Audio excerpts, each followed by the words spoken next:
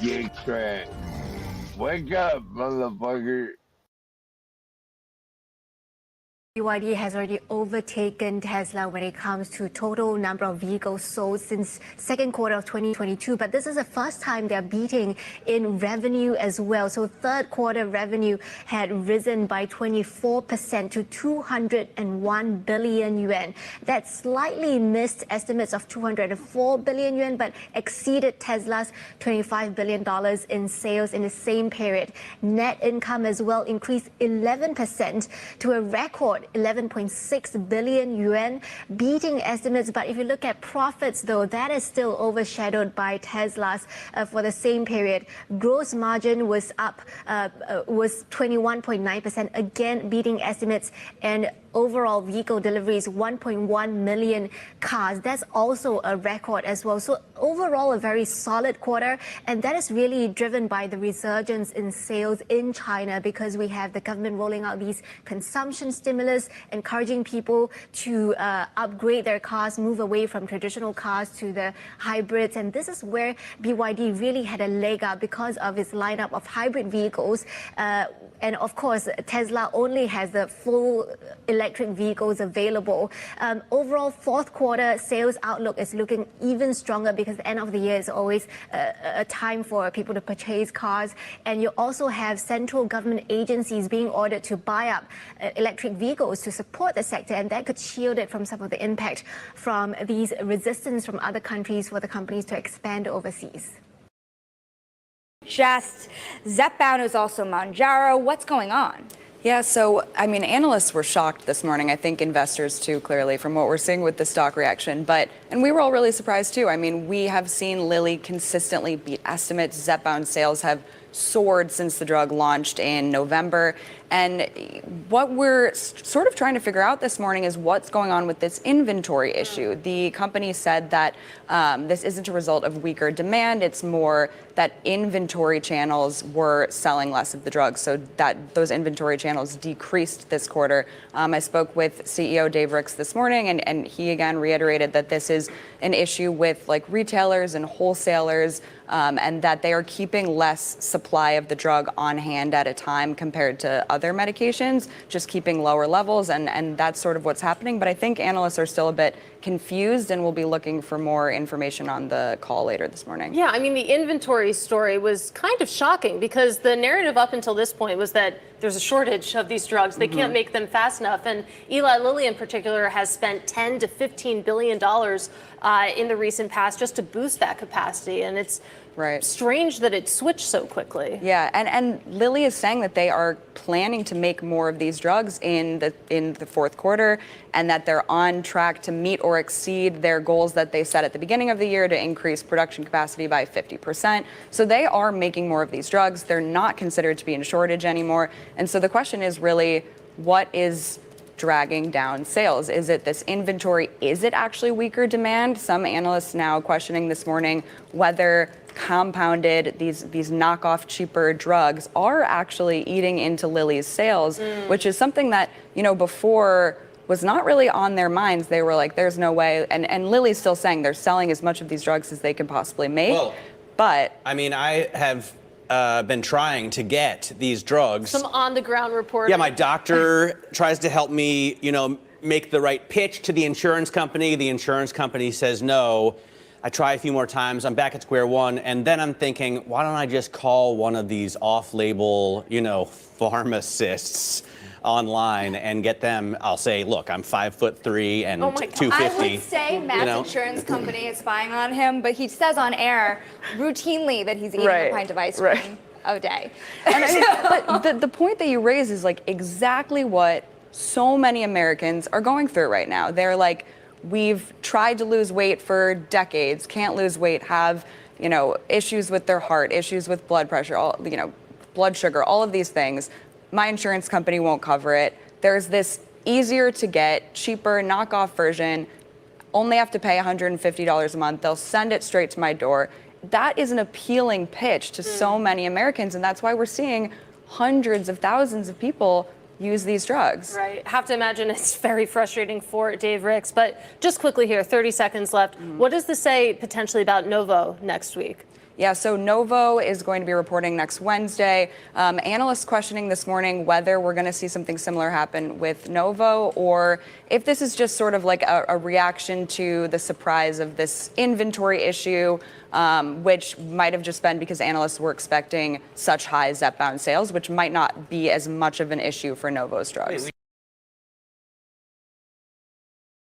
Delays at Supermicro, some differences of opinion in terms of the auditor and the management team, and essentially the auditor resigned due to quote-unquote integrity issues with the management team there. And this isn't like Joe's CPAs. This is Ernst Right. Young. This is a big deal. Resigning, and this does not happen often at all. So, what's Ernst Young saying about why they resigned? Well, you know, in the AK filing, essentially Ernst Young is saying that there were some differences of opinion, and they didn't think that there was enough transparency from the auditor committee, as well as integrity issues from the auditor committee. So look, quite frankly, it's the first time I've ever seen language like that. And the other thing that I can state is that, you know, Ernst & Young is the second auditor that Supermicro had in the span of 18 months. So they were supposed to clean up the issues from the prior auditor, and it sounds like they found issues that just couldn't be resolved. And of course, the resignation comes after news broke last month that the DOJ had launched a probe into an ex-employee's claims that Supermicro actually violated accounting rules. What do we know so far about how many different issues there are kind of more broadly when it comes to this company? Yeah, so not much news has come out of the DOJ probe, but it is bringing up some older issues that caused their delisting roughly 3 to 4 years back.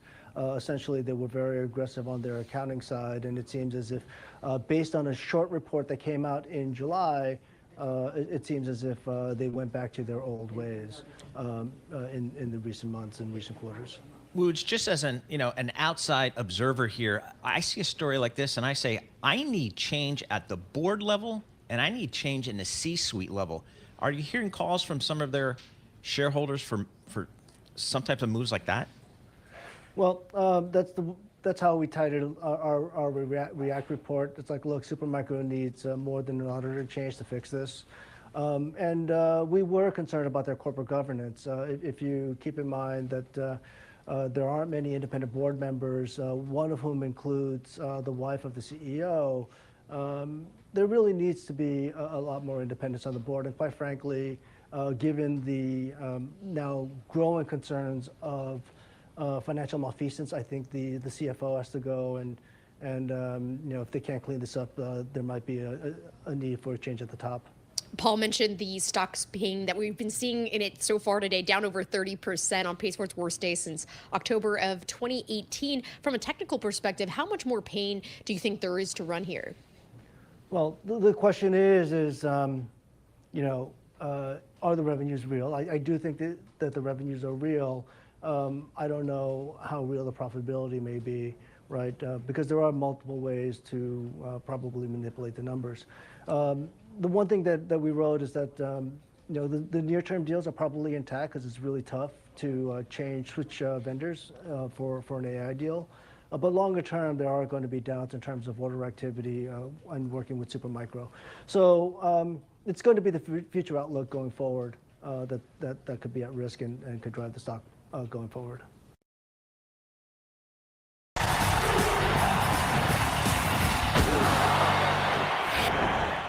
Back in the late 90s, during my hedge fund days, I owned stock in a company called Sendit, which was a hotel, travel, and leisure conglomerate that offered great coupons to club members. It seemed so cheap, had such a great reputation that I became a pretty large shareholder. Then one day in April 1998, we found out that Sendit was pretty much a complete fraud, overstating its profits by hundreds of millions of dollars. It was among the largest frauds in history at the time. I found out when I was on vacation with my family in Antigua. I remember it perfectly because it was one of the many times that my business wrecked my vacation and my family's vacation. We lost millions. It was so awful that Chris Christie, then a U.S. attorney from New Jersey, asked me to testify at the sentencing hearing for one of the principals of the fraud. He went to jail for a long time. When I first got the Ascendant fraud, I traded around the position that morning, buying a ton of stock on weakness. But as the rally toward the end of the day, I booted it all. I never wanted to hear about it again. I never wanted to see it again. Not just because I now hated it, but because I had a cardinal rule written right on my machine: accounting irregularities equals sell. Over my more than 40 years of investing, that rule, while often applied late in the game, has saved me fortunes. See, it's never too late to sell a company with accounting irregularities. Which brings me to Supermicro Company, a company that offers hardware and services that encompass NVIDIA's chips, not unlike HP Enterprise, which we had on earlier this week, or Dell Technologies. Supermicro has been one of the great rocket ships of our era. It was added to the S&P 500 in March, and for much of this year, it was the best performing stock in that benchmark index. Back on August 27th, though, Hindenburg Research, a short-selling firm that I think does very high-quality research, measured studies did a very measured piece of this company, and it was entitled Supermicro: Fresh Evidence of Accounting Manipulation, Sibling Self-Dealing, and Sanctions Evasion at this AI High Flyer. Oh, it was scathing. It was cogent. But most important, it was clear from the report that Supermicro had irregular accounting practices. Of course, when the report came out, the stock had already lost more than half of its value from its March highs. So maybe you figured it was already down enough that maybe it'd be a buy, not a sell. But you would have been wrong. Today, we learned that Supermicro's outside auditor, Ernst & Young, decided it could no longer audit the company. They sent a letter saying, quote, "We are resigning due to information that has recently come to our attention, which has led us to no longer be able to rely on management's and the audit committee's representations, and to be unwilling to be associated with the financial statements prepared by management." Wow. Then they go on to explain, quote, "We can no longer provide the audit services in accordance with applicable law or professional obligations." Wow, that is about the most damning statement you will ever see from an accounting firm. Things are not super for Supermicro. The stock dropped like a rock, plunging from 49 to 33 today. Now, I don't know what will happen to Supermicro from here. I don't know if they're guilty. I don't know if they're innocent. I do know that when an accounting firm, frankly, a fantastic accounting firm, accuses a client of irregularities, that's enough for me. I love the space that Supermicro plays in. I love any clean company that works with NVIDIA to install its products, which means I can happily recommend Dell or HPE, both of which have a lot of business. But you don't need to own Supermicro. If I owned it for the charitable trust, thank heavens I don't, I would have simply looked at the Post-it I always had on that computer, right? Accounting irregularities equals sell, and I'd eject the position from my portfolio pronto. Believe me, giving firms with suspect financials the benefit of the doubt is not worth your risk. I like to say there's always a bull market somewhere. I promise I'll find it just for you right here on Mad Money. I'm Jim Cramer. See you tomorrow.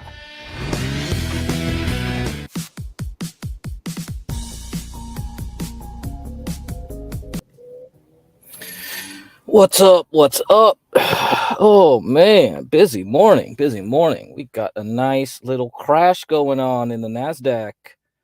Ooh. And Supermicro, oh man. You know, if you're just a trader, I would say it's a buy at this point.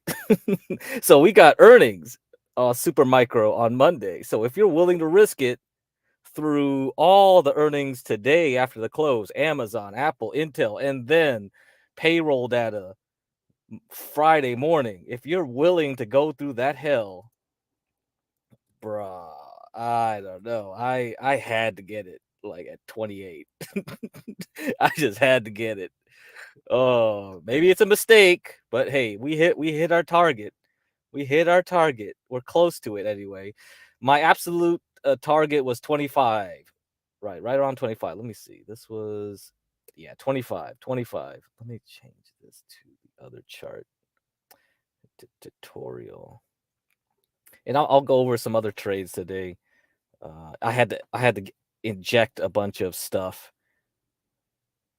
So you look at SOX L. So this is what I did, right?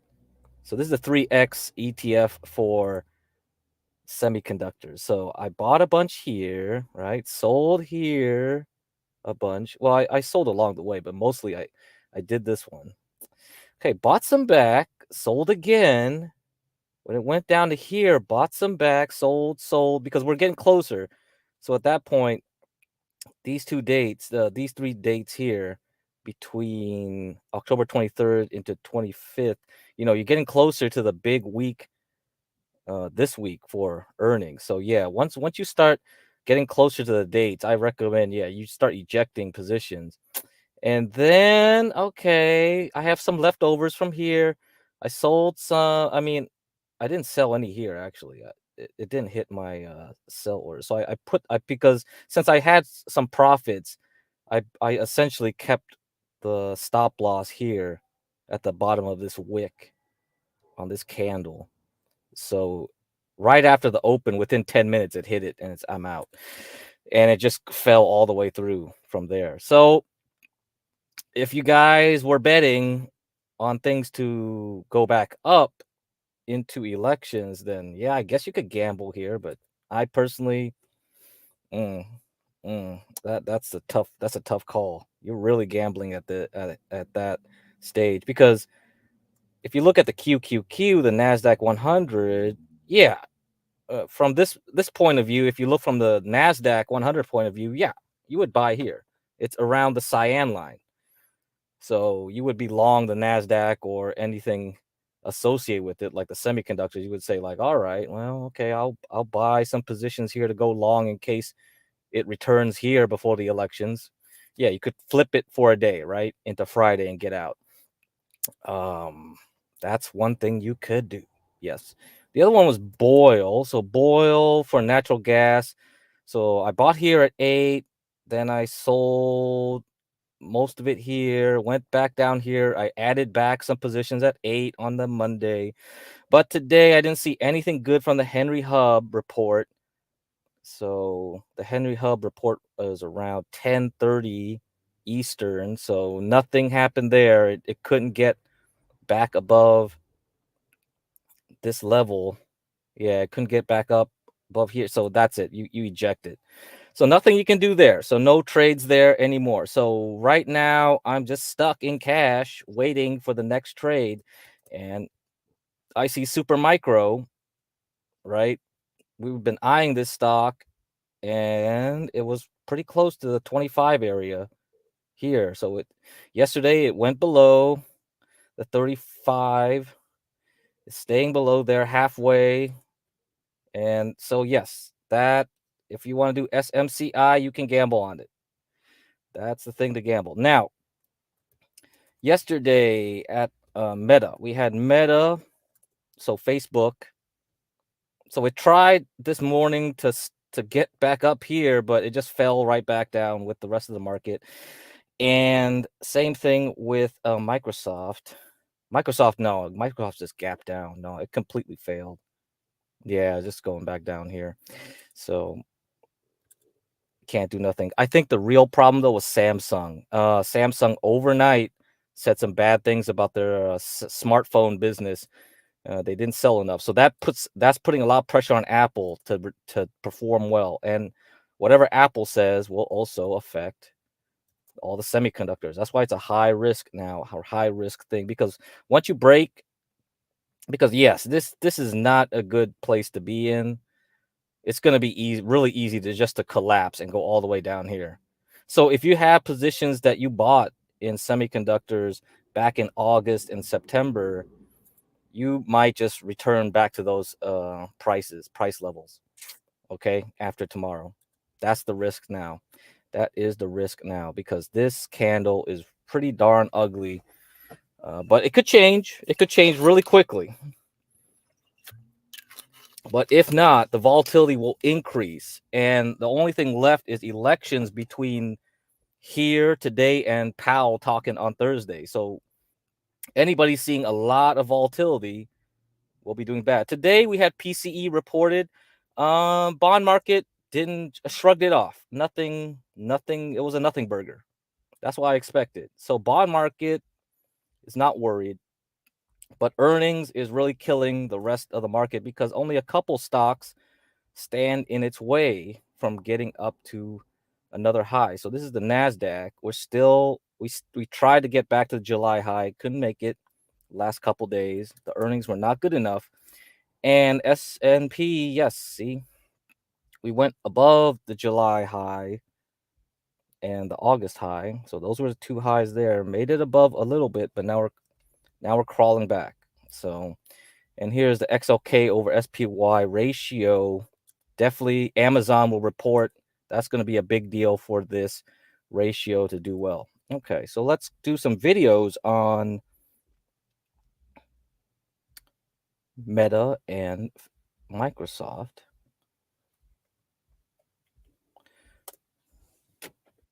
Both reporting beats on the top and bottom lines just moments ago. Let's bring in Wedbush Managing Director Dan Ives and Roth MKM Managing Director Rohit Kulkarni.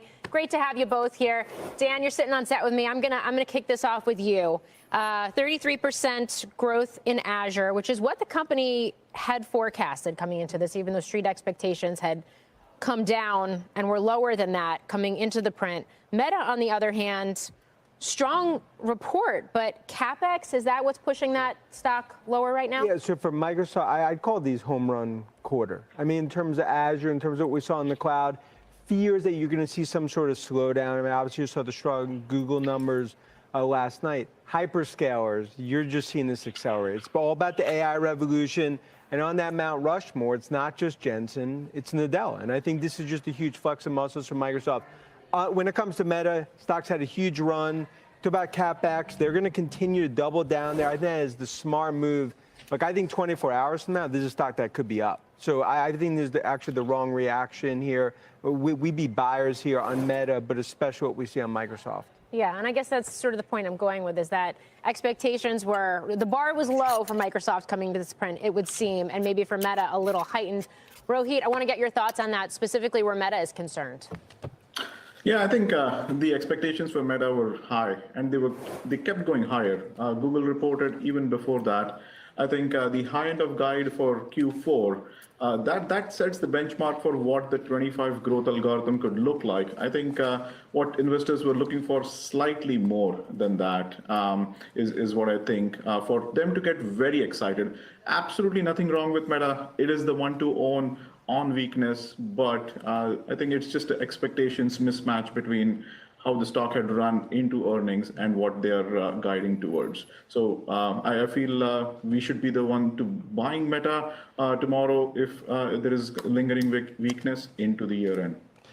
Dan, back to Microsoft. I mean, it's only about 1% higher. You said it was a home run. Mm-hmm. It's not at the highs for the years. What gives? Is this a signal that maybe stock move-wise it's out of gas, or are we just waiting for the guide and the color to decide how bullish investors should be? I think it's waiting for that color, you know, from Nadella. But I think what's really happened here is this is an Azure growth acceleration story. And I think investors were fearing that you were seeing some sort of slowdown. You look at that intelligent cloud, you look at the margins. I mean, this is a company firing on all cylinders. I believe ultimately we sit here 6-9 months from now, and this is a $4 trillion market cap. I think Apple and NVIDIA get there first. But in terms of AI revolution, what we heard from Google, Microsoft, what we hear from Meta, it is still first, second inning of this AI revolution. And I think you get more and more confidence from the hyperscalers. But I think Microsoft, to me, is a table pounder here at this level. Rohit, going to take a left turn real quick here and ask about DoorDash. We've got CFO Ravi Inakonda coming up in a bit. I think you're neutral on it. It beat on the top and bottom lines, guided higher than the bottom lines, guided higher than the street expected. Stock is off the lows here in overtime. Initially dropped about 5%. Now it's down about 1.5%. Plus, GAAP profitability. They say that they're gaining ground market share-wise, and they've got this partnership with Lyft that I guess tries to take on Uber One. What more do they need to do? Look, I think they are in a spot where they have the core market, which is the best and the most profitable market. Every new thing they touch, be it grocery, be it overseas restaurants, or any new growth, there is already competition there, and profitability in those new growth areas is going to be structurally lower. So that's the worry we have with DoorDash. It's a market leader in US restaurants, but in everything else they touch, their profitability is going to be slightly lower and lower and lower as the days go by. GAAP profitability is extremely important. It's probably the only $60 billion market cap company with the first quarter as a GAAP profitable being reported today. So again, I think valuation is a key concern for us, and I think what happens to this company next 12, 18 months as growth is going to be mid-teens and profitability longer term is not going to be as high as standalone mobility business like a Lyft or a global leader like Uber. So that's why we are neutral. Okay, Rohit Kulkarni and Dan Ives. On Meta and Microsoft's reports, let's bring in Deepwater Asset Management's Gene Munster. Gene, great to have you with us. Great to get your initial takes here. Let's kick it off since we just ended with Microsoft. Your take on the Microsoft quarter. It's all about Azure, and they didn't need to hit that bogey that Google set, but they did need to see an acceleration in Azure. Of course, they showed that from 29 to 31. I was expecting that 10 points of that growth was going to come from AI, which is effectively their OpenAI relationship. In fact, 12 came from it, which means that their core Azure business, excluding AI, has been stable, growing at 21% despite the law of large numbers. The other piece I'm really cued in here too is to hear some real substance on the call about Copilot adoption. Last quarter, they had 31 comments in their prepared remarks around Copilot. None of them gave any sort of real substance in terms of what this actually means in terms of monetization. And so I'm going to be keyed into that.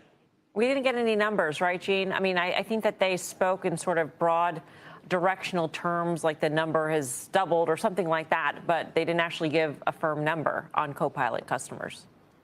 That's correct. I mean, they are just, I'd say, notorious. Amazon does the same thing after Cyber Monday, is give just a barrage of data points that you try to triangulate.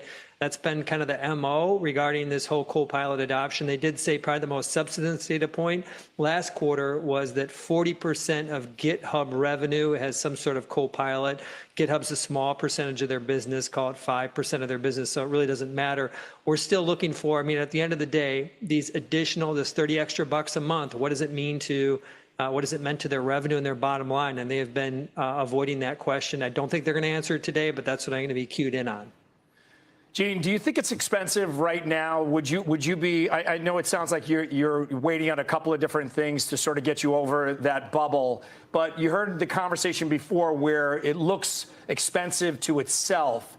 Would you wait here to see if they are in the prove me state because of how they've come so far so fast? I think so. I mean, the bottom line is that this is probably the most stable of any of the mega caps when it comes to AI. They grew 14% in the just reported quarter, expectations of 14%, and then again 14% for 25 and 26. And I think you pay up for that, Steve. I think that that's one piece of it. I do kind of look at this as a relative game, as which one of the mega caps have kind of the best upside relative to valuation. And I think Microsoft, they're doing a lot of great things, I don't think they kind of hit that. So the bottom line is I still think that this is expensive relative to an opportunity like versus Google. Hey, Gene, it's Karen. Just to follow on that expensive, what do you think, where should this be trading? What's the right multiple you would feel comfortable with? Probably the mid to high 20s. If you're going at 14%, that feels like a good number. So we're a ways away from that, I think, kind of on the out year numbers, but that's, I think, a good number. I would also say I think Google should trade at the mid to high 20s, and it's probably after today right around 20 or 21 times, 22 times perhaps. But again, I think if you look at the AI opportunity and say which company is best positioned, I think Google is a better positioned company. Let's switch gears to Meta, Gene, because I do want to get your take. And the conference call is about 14 minutes, and we've gotten a couple of headlines. Steve had referenced one of them, the CEO saying that Meta AI now has more than 500 million monthly active users. A second headline says Llama 4 models are training on a cluster that is bigger than 100,000 H100 GPUs a day, which, I mean, it gives you the sense of NVIDIA's business for sure, but also just how much intensity and focus there is there on AI and getting that model right, Gene. So what is your take on the quarter here?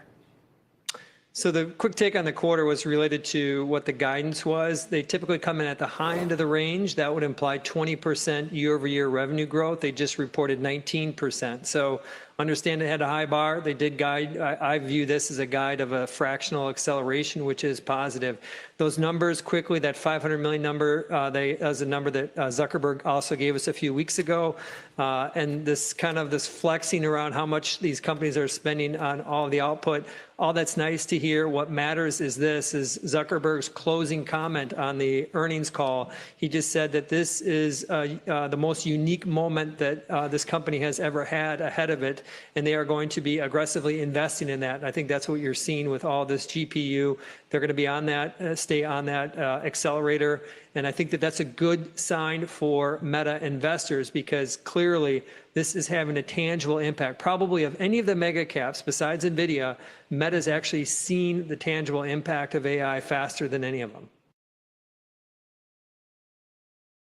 All right, so we got some idea there. They're spending a lot on AI, and actually I will play some of the video I played yesterday with that data center. Yeah, you can look inside a data center. Yeah, this is a pretty good video. So what I'm gonna do is, I forgot to mention one thing yesterday, was about optics, so all the optical fiber cables, like you can see it in that video. And that's one thing in the value chain to look for, because there's going to be some companies that'll report next week. So it's going to be good to see for yourself. The STH is blue, and that's why it's blue. Absolutely not.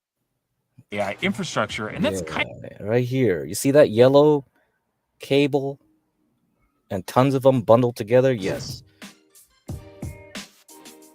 Now, this entire cluster runs on Ethernet, which is the same basic technology you would find networking for your laptop, your PC, or a bunch of other devices.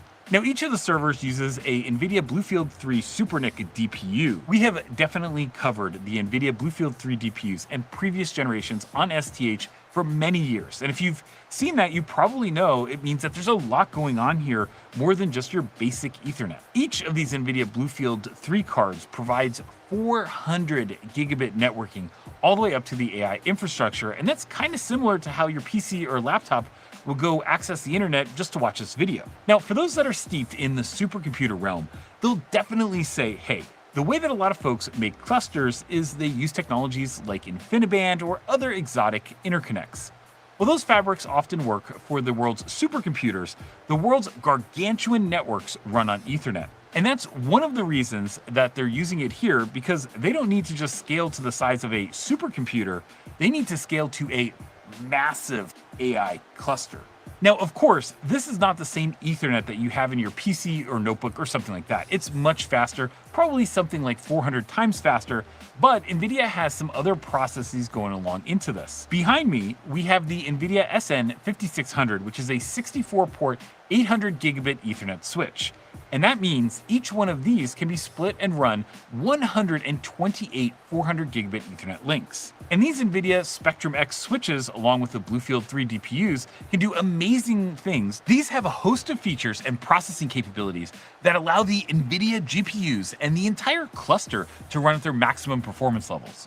The NVIDIA solution can do things like offload various security protocols and has advanced flow management to help ensure that you don't have a congested network. The other thing you can do, though, is you can maintain a flow of data and packets throughout the entire cluster and help make sure that things get to the right place at the right time. And here, it could be used not just for the RDMA network for the GPUs, but also for things like providing storage. As you can probably tell as I blend in with single mode fiber with my yellow shirt, there's an absolute ton of optics and fiber and stuff running throughout this entire building to make sure that the communication happens efficiently and fast.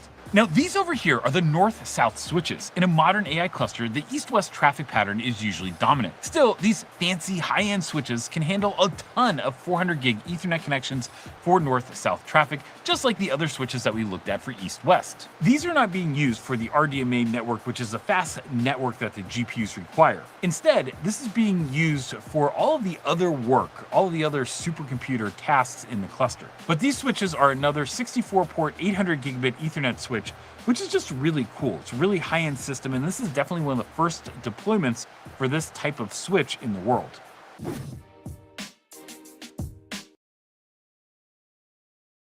All right, so you got some idea that how important networking is, and a lot of those cables are connected into specific chips. So the optical cables will be connected to a microchip itself. So each cable has 2 microchips end to end, and those microchips have to convert the light signals into electrical signals.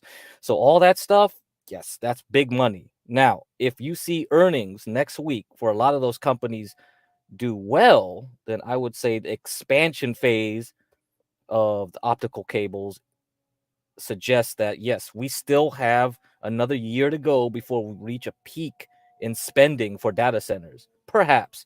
So let me bring up some charts here. Let's see. So ANET is one of those companies that does the switches itself. So they actually do those switches that you saw the whole board in the rack.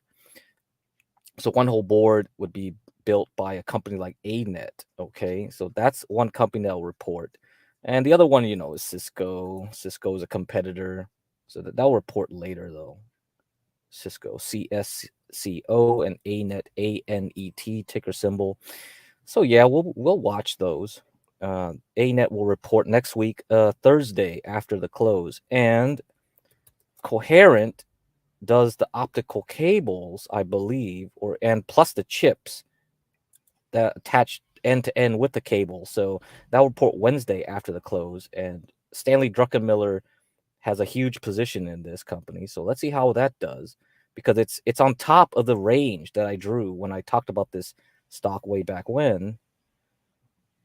Yeah, right here. See, we're on the top. So if this is a cyclical pattern, we see it go down from 2021 to 2023, go back up to 2024. If this is the top, it'll peak out here and fall back down into next year. So that's what we're eyeing. We're trying to see if the spending is over for AI, in hardware terms anyway. Software is a different story. We won't know that until probably later next year. So AI software, we're doing RX drug manufacturing with using AI sound. So both of these companies are invested by NVIDIA. Sound, SOUN. Yeah, I still can't go through here. Yeah, we're stuck here. I don't know. Like companies like this are really at the early phases of development. So yeah, try to look for some of that. And other companies to look at is Lumentum Light. So that does the optical cables. LITE will report next week as well. Yeah, Thursday. Also on a Thursday. Yeah, you can see it. It has that cyclical pattern. It can't break out. The last time it had a breakout was from COVID, but from there it just went back down. So yeah, you see. Yeah, mostly goes sideways. I think the 2018 era was when it went sideways. I think it had a big expansion from 2015 in terms of data centers, because that was when social media started blowing up. So once it's finished, it can't grow anymore because the data centers finished building out. So when the data centers don't order anymore, you won't get the growth that you usually see, and then it just becomes a sideways motion like this. AAOI, this is a really bad company. Really bad. The CEO is really bad. I don't know, the board of directors, the executives. It was fully dependent on one customer. I think it was Amazon. So that's why you see this huge rally from 8 to 99. And that was just all on one customer's orders. That was primarily because of Amazon. I believe it was Amazon. And then after they stopped buying from them, it's just, oh man, it's just all the way down. And then it got to here in 2022 in $2. And man, I should have bought this again, because I bought it. I bought this during the trade up here, right? Once it got to like $20, I think, and then when it got to around 60 to 80, I was selling it.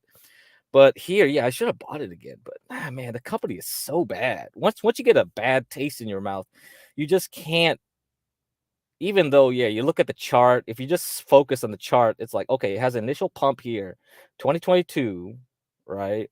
It falls back. It hits near the same low it hit in 2022 in 2023. And yeah, you might as well say, okay, I'll just buy it just for lottery sakes, right? Because it's so cheap. But there's so many stocks that are cheap that go nowhere. But yeah, just for the heck of it. And shit, man, it just, they got rumors that they got customers again, and it just starts shooting up like crazy. Like you go from like $2 all the way up to 14. Oh my God.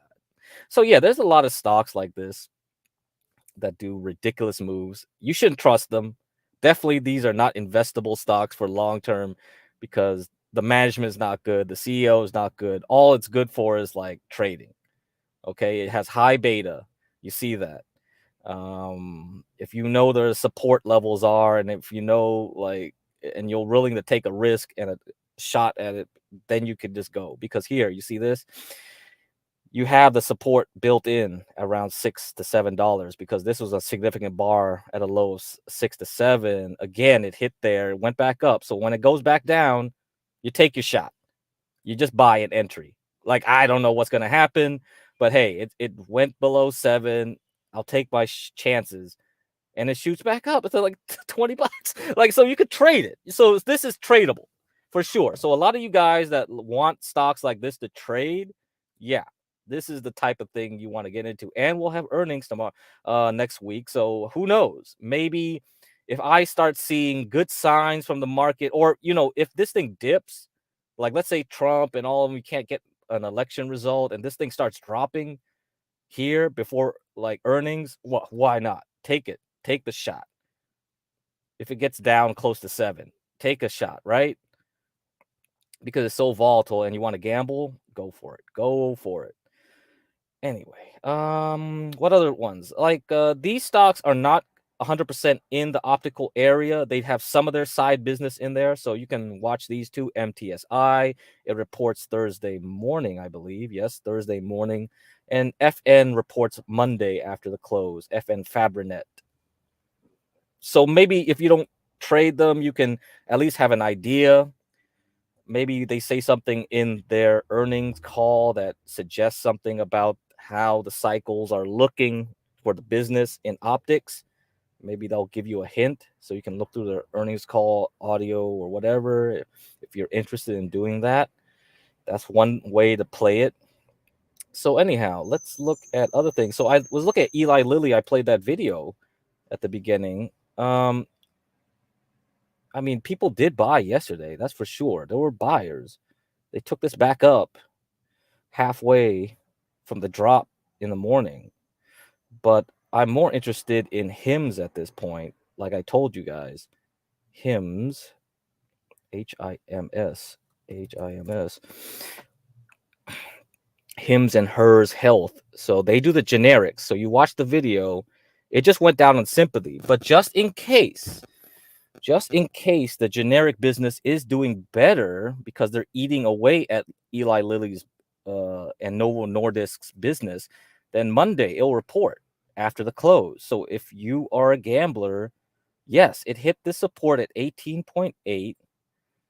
Maybe you might want to buy it before earnings if you want to gamble for earnings, or, you know, you're just like me, you just wait and see how earnings go before you make a decision.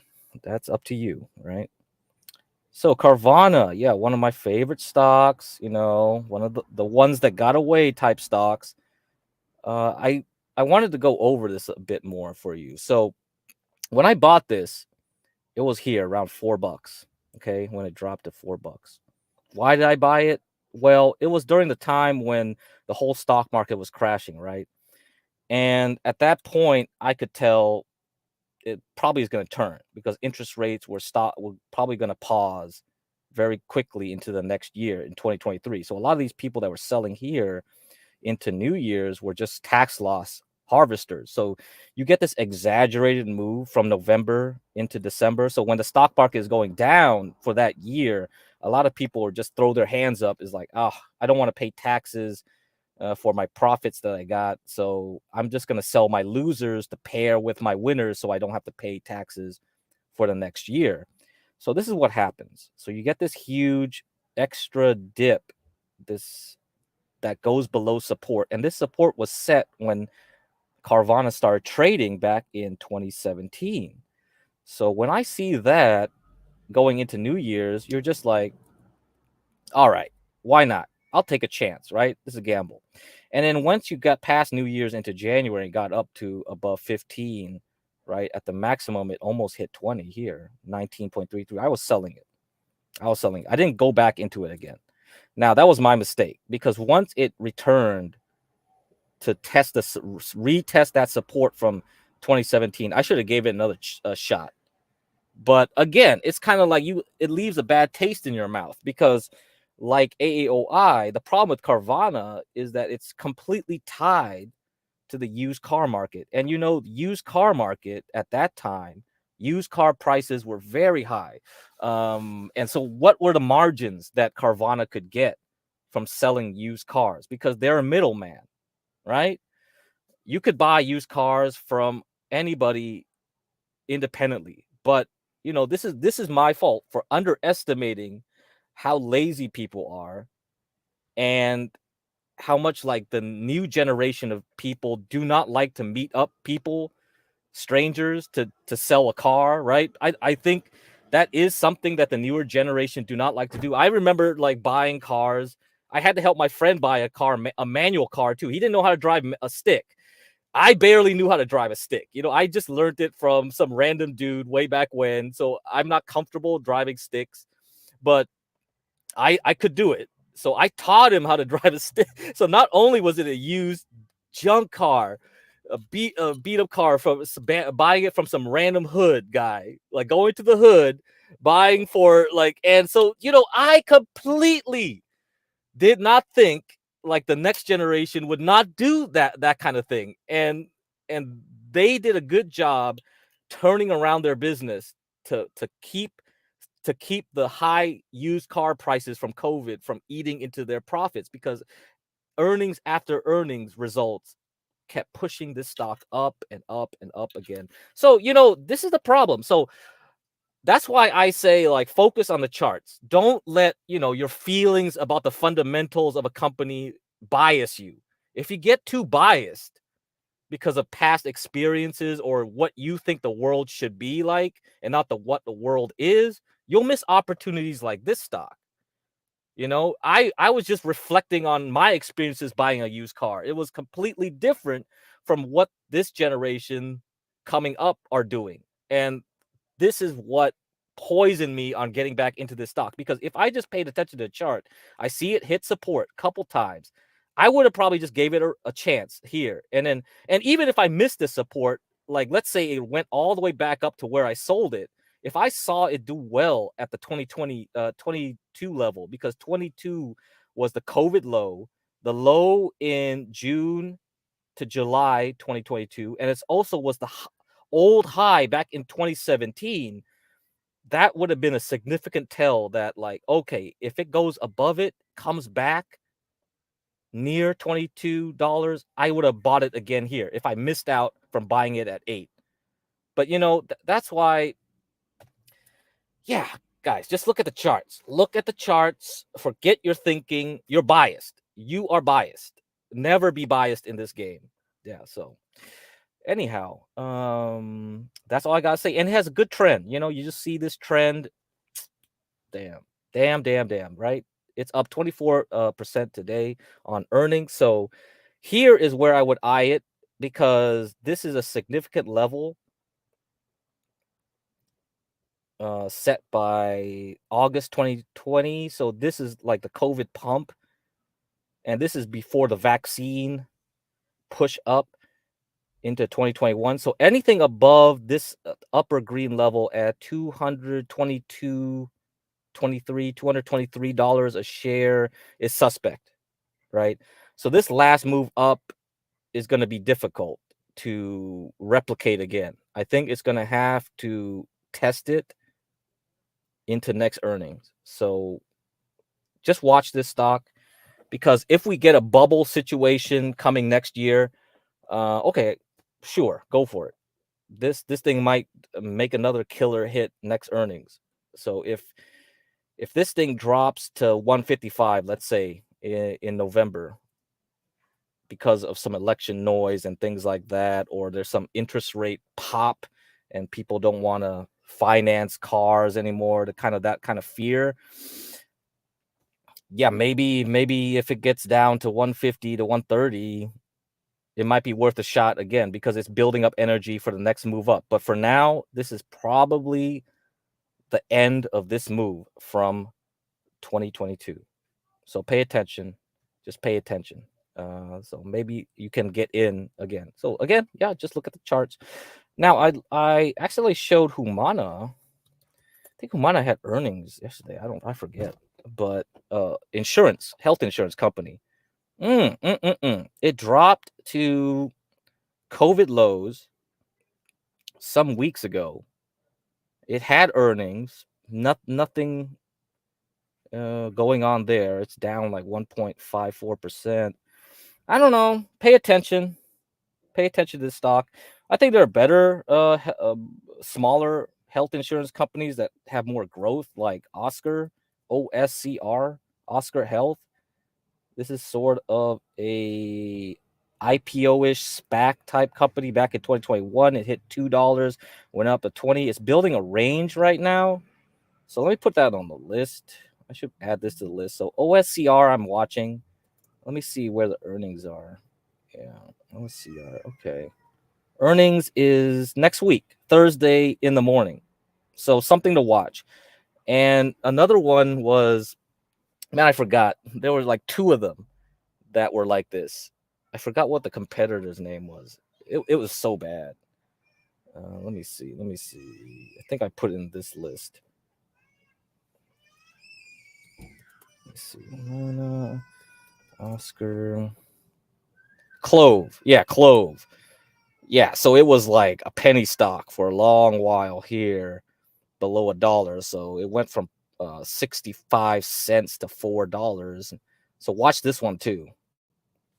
So any of you guys are interested in really, really speculative health insurance plays, because these things are really dependent on what government assigns Medicare. So any policy changes once we get through elections too, maybe, yeah, it's tied to politics, this thing. So whatever Medicare changes that they allow them to get paid will affect their earnings. So watch them. Might be good plays for you guys that want to try something more speculative in the health insurance market. So Clove, CLOV, and Oscar, OSCR. Don't buy too much of these things if you're going to gamble right now. All right, let's see where we're going. I think I'm going to talk about solar stocks, talking about some speculative plays. Now, I told you guys that solar dependent on interest rates and government policy. Now, it's been stuck in this area for quite some time. 23. It's one of the worst, if not the worst, sectors to be in. Terrible underperformance. Now, I told you about the Chinese solar cell maker company, Jinko Solar, JKS. Very volatile. Might be good for people that like to trade. So they go up and down quite a lot. So if you're eyeing this chart right now, you see it's trying to make a base. You never know. It could try to zoom up on just Chinese stimulus into next year. This might be the play to make. Not sure. It already had its earnings, so that's over with. That's done and over with. You see a lot of volume come through, so keep that in mind. So TAN is the ETF, TAN, for the broad sector. And yesterday, I believe it had Nova reported earnings. They weren't good earnings, but you see it dropped and then came back up. So people now are willing to buy here. So look at who wins in the elections. Look at the interest rate policy. See if there's opportunities to buy. I'm not sure if it matters who wins as far as presidents go. It'll be more of Congress. And I don't think any house is going to have a clean majority. So it might be you get like a dip just on a quick reaction, but that might be an opportunity to buy because these stocks are so trash. People might be willing to buy on how cheap it is. But again, these might be value traps. They might not go anywhere for the next year too. Even if they're not going down significantly from these prices, they might not go anywhere. And you just have something called what's called a lost opportunity, right? You have an opportunity loss where that money could have been somewhere else instead of a dead sector like this one. But like I said, when they move quick, up and down. Let's be fair. They can move down pretty fast too, not only up. Okay, Donald Trump, DJT stock. So once it hit up here, people that were betting on him winning probably already sold on the top of this range. It hit back here into support. If you're betting that Donald Trump will win on Tuesday, then yeah, maybe you'll buy at 30-ish, 33-ish. Just for gamble again. I don't know. I think the easy gamble was made when the polls started changing and flipping against Kamala here in September when it hit the bottom and accelerated into October. And I think the easy money was already made. I wouldn't be touching it personally. Yeah. And looking at gold. So like I said, to sell when we hit gold miners hit this resistance area. We have a follow through today. So this week looks like it's going to be adding to a red week from last week, but probably Jerome Powell will be the deciding factor of where gold will go. But honestly, to me, I feel like, yeah, silver, I think we're going sideways. I don't think we're going anywhere. There'll be better plays into the New Year's. Gold and silver probably won't continue up until late January. Yeah. So late January would be where I would be thinking of getting back in. So if you have positions there from let's say August. So let's say you got in August somewhere, you can hold them. There's no problem, I think, for holding whatever you have left over. So if you have EXK, leftover EXK that you bought in here in 240 to 290. Yeah, I bought around here $2.50, $2.90-ish. Yeah, you can hold whatever you didn't sell, see what happens. But I don't expect anything to move from here. Oh, Palantir. Palantir will have earnings on Monday. So it's down 5% today. So yeah, tonight will be pretty big deal for the NASDAQ. So it's kind of just following the NASDAQ. That's quite a lot of risk. If you aren't trying to hold a lot of positions into earnings on Monday, you probably should be thinking of selling either now or tomorrow and just holding whatever you want left over, because it's already made 100% move from last earnings. Like, yeah, that's pretty much a 100% move. So I don't know. It depends on how greedy you are, but I think that's too much greed. Okay, looking at uranium miners down. So yeah, we're still in this area, this rectangle. So like I said, I think I told All Seeing Guy, if URNM was around 40 something bucks, you would start accumulating more uranium mining type stock. So he's in CCJ or something like that. Yeah, just pay attention. So CCJ, if you are in CCJ, look for 45-ish. I don't know how low it could go, but yeah, it's probably going sideways as well. So a lot of these type stocks, lithium, again, you hit the top here. LAC, you're pulling back. False was asking about this other one, LAAC, which is the Argentina side of the business of Lithium Americas Corporation. So this is focused on Argentina. LAAC is focused in America itself, in the USA. So watch those. SGML also, yeah, this one is my favorite because I rode this when it was around 10 bucks, went to 40. Yeah, went up to 40. So that was a good fun ride. Looking to buy it again. Haven't really decided yet. I'm just waiting for the elections. See how that affects it. And what's another one? PLL, because it had a lot of news. Yeah, PLL has a better looking chart than either LAC, LAAC, or SGML right now.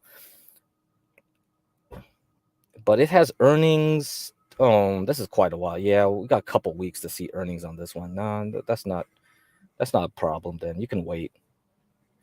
But yeah, this chart looks a lot better. Definitely looks a lot better. Okay, what other things I've been in? Yang. So I've been shorting Chinese stocks. I'm still holding this one. So I bought at 250. I bought at 3. It's at 370 again. Like it hit 4 a couple weeks ago. I'm waiting for elections. If Donald Trump wins, then I could see a flush of Chinese stocks. So maybe this thing can shoot up to 7.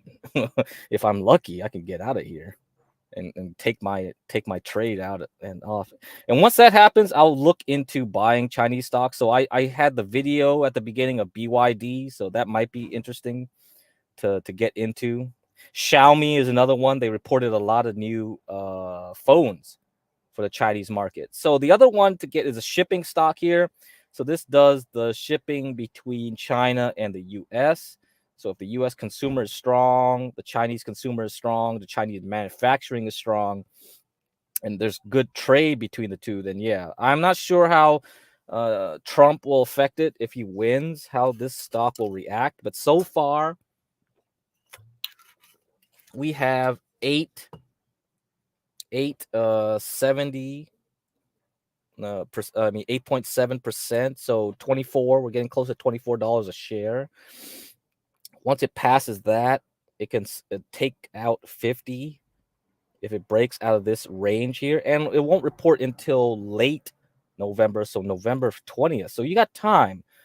I'm not sure how Trump will affect it. That's kind of the problem. I mean, I bought a bunch of shares when it was at 19 here after the strike got canceled for the longshoremen. The strike might come back after the elections though.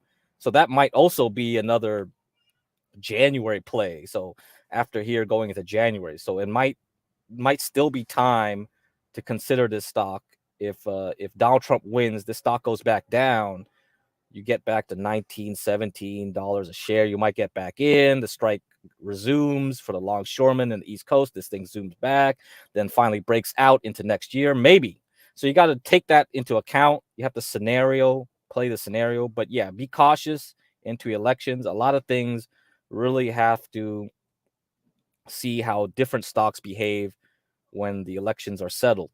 Now, the other one is Boeing. Oh, yeah.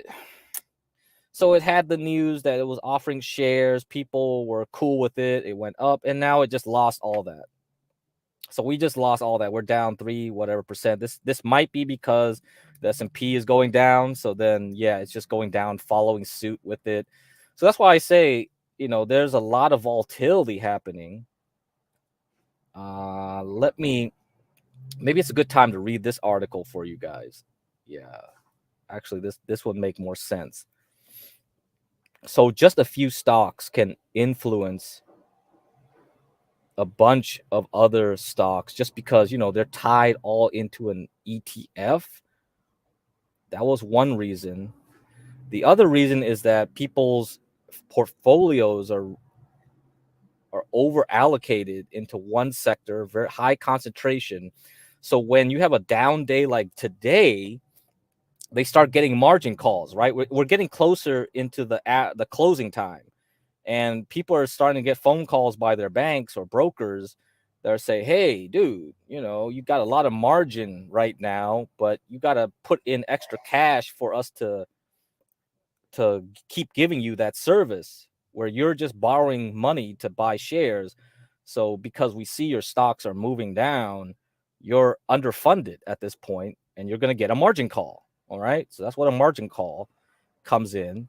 And they're either going to be forced to sell, or they're going to have to add more cash from some other account somewhere. And if they can't come up with the cash by a certain time, then the broker will just start automatically forcing sells on some guy's portfolio. So yes, that's why it's key to keep in mind high volatile days. So I got to find the dang Oh yeah, yeah, yeah. Okay, okay. I see. I probably just bookmarked it. I didn't leave it in a tab.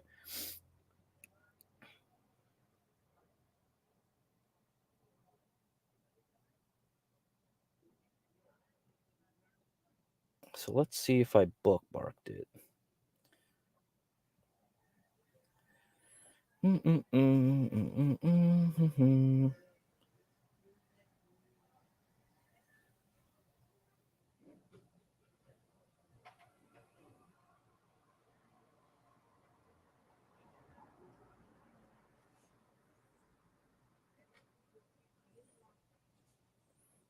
Yeah, I got tons of bookmarks now. Yeah, man. I put it in all in different folders now too. Yeah, I don't think I did, huh?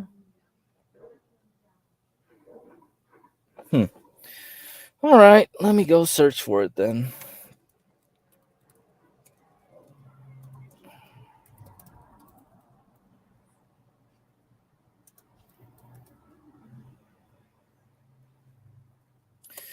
I'll go search for it again.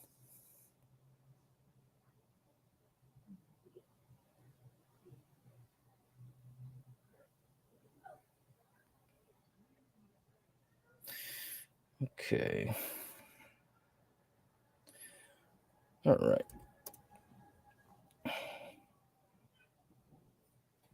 All right, put the link in chat for you guys. So I'll put it up here. So yeah, the QQQ is definitely a down. That's a big red candle. If you're gonna gamble for earnings today, good luck. If you think you're gonna buy some calls on the Nasdaq or the SPY before 3 earnings and into payrolls, yeah, I wish you luck. Godspeed, Godspeed, guys. So here's the article. I'll share. It's called Secular Shenanigans. Okay. So it's by the Wyckoff people here. So Bruce Fraser, he wrote it on October 27th. Okay. The secular bull market in stocks has been epic. Epic. Both in duration and extent. Well, it's been 20 years. Been pretty much 20 years since nearly 20 years since the great financial crisis anyway. The NASDAQ 100 index illustrates this bull run best of all. Using Wyckoff method classic trend line construction techniques, the chart below illuminates this secular bull phenomenon. The stride of the bull market run is set with 3 points in 2010 and 2011. Drawing a demand trend line on the 2 reaction points and an overbought supply line on the intervening high price, the stride of the advance is defined for the next 14 years. The bull run is still going strong. The upward trend has ebbed and flowed during the long advance, swinging between the overbought and oversold trend line extremes, and at times throwing over and under these trend line boundaries. These throwovers typically are long-term overbought and oversold conditions. Presently, the NASDAQ 100 is above the overbought threshold of the upward channel, creating the classic Wyckoff throwover. Is this index vulnerable to a reaction back into the channel? Let's see if you can see this chart. So you can see like they draw just a trend line here, and this is log scale, by the way. I still haven't talked to you guys about log versus arithmetic, linear scaling. So that's why you see the price shrink when it goes really high like this, because this is a log scale type chart. I can't explain further right now, maybe some other time. But if you're going to replicate this chart, you got to put this in log scale. So he draws the trend lines like this. So you have the bottom one of the channel and the upper one of the channel, right? Overbought, oversold. Now you see here in the COVID era, we had a lot of injection of liquidity thanks to QE. So that's why it goes over to the extremes before falling back into the channel, right? You see that? And now we're at this point where we are again at the overbought. Now, we could be We could be entering another extreme. So this might not be the end. That's why we got to see what Powell does. We have to see who wins the elections. And we could keep going for another 6 months, going up higher and higher, right? Way higher than any bear. So anybody who's a bear can keep saying, like, I'm a short, I'm a short, I'm a short, I'm a short. Doesn't matter. As long as there's liquidity, stocks can go higher than you could possibly imagine, right? Because once you have liquidity, which I talked about yesterday, again, about what the Fed does. If the Fed gives you a good condition for the markets to buy stocks, then stocks can go at a higher clip than you could imagine. Many stocks are overbought, right? Many stocks are overvalued. So if you're a fundamental person, you would say, oh, that's too expensive. That stock is overvalued. Doesn't matter. As long as money is available for you to buy a stock, people will keep buying it higher at a higher multiple. And that's where the multiple expansion came in, which I talked about maybe several streams ago, maybe 2 weeks. Yeah. So that's why all of this October, I've just been going over as many facts as I could possibly do, many concepts, because when you understand these basic ideas, then you could combine them with the chart reading and you could understand, okay, all right, this is why it's happening. Okay, then I'm comfortable with why it's happening. Then I'm not going to get scared out of a position or be aggressively doing something wrong where, a lot of doomers come out and say, oh, the market is overbought. It doesn't matter. It doesn't freaking matter. As long as there's liquidity, it can still go up high. Now, here's the problem. If you look at the bottom chart here, he puts this ratio called the CPCE. So this is put to call ratio.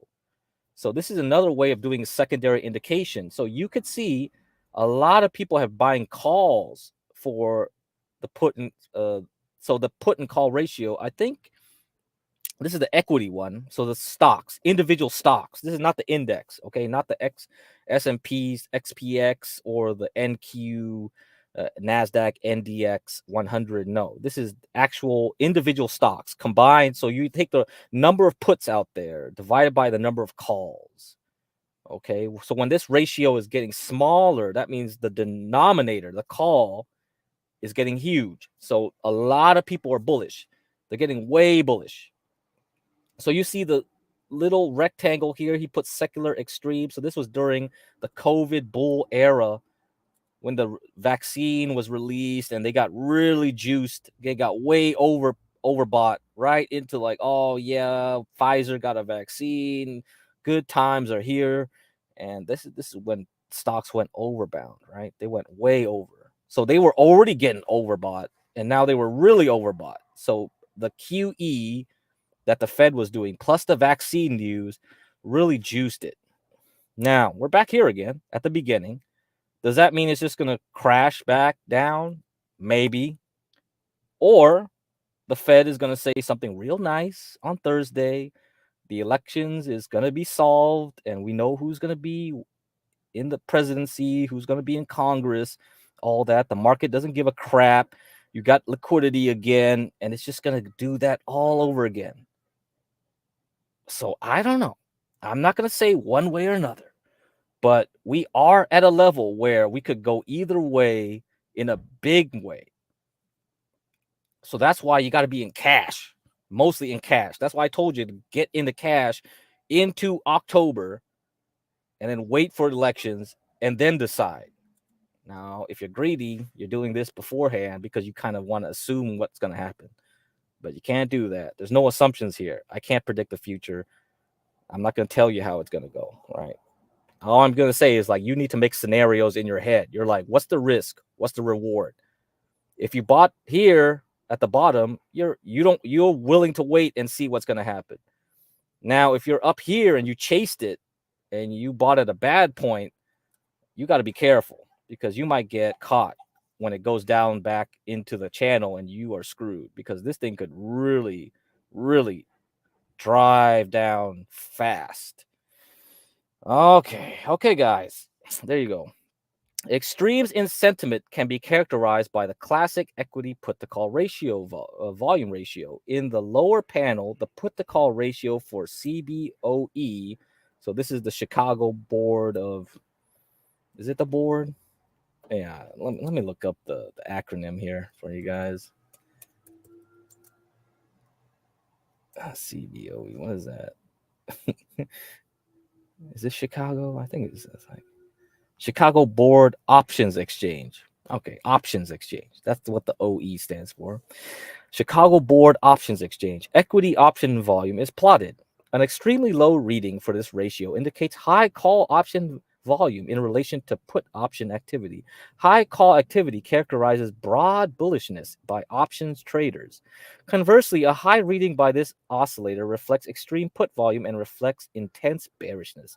What makes this particular view on the put to call rate indicator noteworthy is the 10-week moving average time frame. So this chart is just the average. Okay, this is the moving average. If you looked at the real put to call ratio chart, it's really ugly. It bounces up and down very rapidly every day, so you can't tell. But if you took the average of it, you kind of get the trend. Okay, they're just trying to get the trend of where the options are going. All right. Okay. The long-term construction of this indicator moves slowly and deliberately from bullish to bearish, extreme, and back again. This coincides well with the secular view of the upward striding NDX 100. So that's the NASDAQ 100. Note the correlation of the overbought and oversold extremes around the edges of the trend channel and how well it syncs up with trading sentiment as defined by the 10 weekly moving average. So, this is week. This is every week. All right. So this chart's a week. This average is a week. All right. Put the call ratio. Two notable conditions on the chart have recently occurred. The last quarter in July, the NASDAQ 100 jumped above the supply trend line and became classically overbought. Now, as the fourth quarter gets underway, a test of the July high is underway. So, second, during the current test of the July high, the 10 weekly moving average of the put to call ratio has suddenly tumbled down into an extreme call volume, reading signaling that sentiment has become bullish and frothy. On a longer term 10-week basis, sentiment indicators are best evaluated as environmental in nature, thus signaling that the upward trend of the stock market has suddenly become crowded with bullish speculators and investors. Sentiment indicators tell us when the rewards relative to the risk are high or low. The long-term put-to-call ratio now signals that bullish up reward potential is diminished and the risks are high. Okay. So I think that's all that you can say. You can't say what's the future, but you can say that, bro, there's way too many people on one side of that ship. And that means the next coming days, the earnings after the close, the payrolls before market opens tomorrow, the elections on Tuesday, and then what Jerome Powell says on Thursday morning, 2 days after the election. And the election is not resolved. The results are not completely resolved by the time Jerome Powell speaks. How he talks, the way he talks, what he talks, all that stuff will just make everything go up and down like crazy. And you don't want to be around. You just don't want to be around there. Like if you're trading, fine, cool. You're just scalping. But if you're not, this is going to be the worst week next week if things just go crazy. So starting today. Now, if today is really calm, we get good results from Apple, good results from Amazon, and we don't get as bad a result from Intel because everybody already knows Intel is going to be bad. It's just that Intel just doesn't need to say anything worse. Don't say anything new. Like, don't give us new bad news. Just keep the same old bad news for Intel, and the markets can still go up. Intel can still go up. So watch it. Actually, on Bloomberg television, the CEO is going to speak around 3 o'clock my time. So that's 6 p.m. Eastern. So the Intel CEO has already got a live stream sign. I don't know if that's a good sign or a bad sign. I have no idea. When the CEO is getting ready to talk right after earnings like that on a one-to-one interview on Bloomberg before right in Halloween's, shit. Is that a trick or a treat? I'm getting nervous right now. So be aware. I don't know if that's like he's preparing damage control. Like he's going to say some really bad stuff that people weren't expecting in earnings. And then he's just there to do damage control. Oh, man, that would be so bad. So if volatility is increasing, this is going to juice it up because everyone is crowded over on the call side. And they're just going to be panicking right here because too many people are on the wrong side of the boat. Okay. And that's going to cause a volatility spike. I haven't talked to you guys about VIX. That's one thing I haven't talked to you guys about. So I might have to do it one day. But VIX is the 20-day implied volatility in the call and put options. So let's look at the VIX. VIX is up right now, obviously, because the stocks are moving down. Yeah, it's been steadily rising. Moving up here again. So you might get this huge spike up in August. So VIX, VIX, you can look this up yourself. It's called VIX. It's implied volatility. And it's for 20 options out. Now, a lot of people have said like it doesn't matter to look at this because so many people do 0-day to expiration options to cover hedges overnight. So not many people use 30-day, usually monthly options to hedge for volatility. So this indicator is not really reliable anymore, or something like that. I'm not an options person. I can't tell. So if you look at the weekly, like the volatility has been rising steadily since the summer, right? So we had the first VIX explosion due to the Japanese yen and the the Bank of Japan. Now we're back up here again. I'm not sure what's going to happen. If this thing shoots up, oh, Lord, you're going to see a big old crash. That's for sure. And so this thing can drop all the way down here, the QQQ. Here, this chart's so dirty now with all this freaking lines. All right, I got a clean chart here for you guys. This thing can go all the way down here. So this is 19,900 on NASDAQ 100. Yeah, I could see it drop down to 18.8, 18.5 thousand right here, all the way back down to 17 if things go really bad into next week. And then from there, we go back up again. So here I would buy. So if the NASDAQ comes back down here into elections, Powell, all that stuff, I would take a risk and buy here again.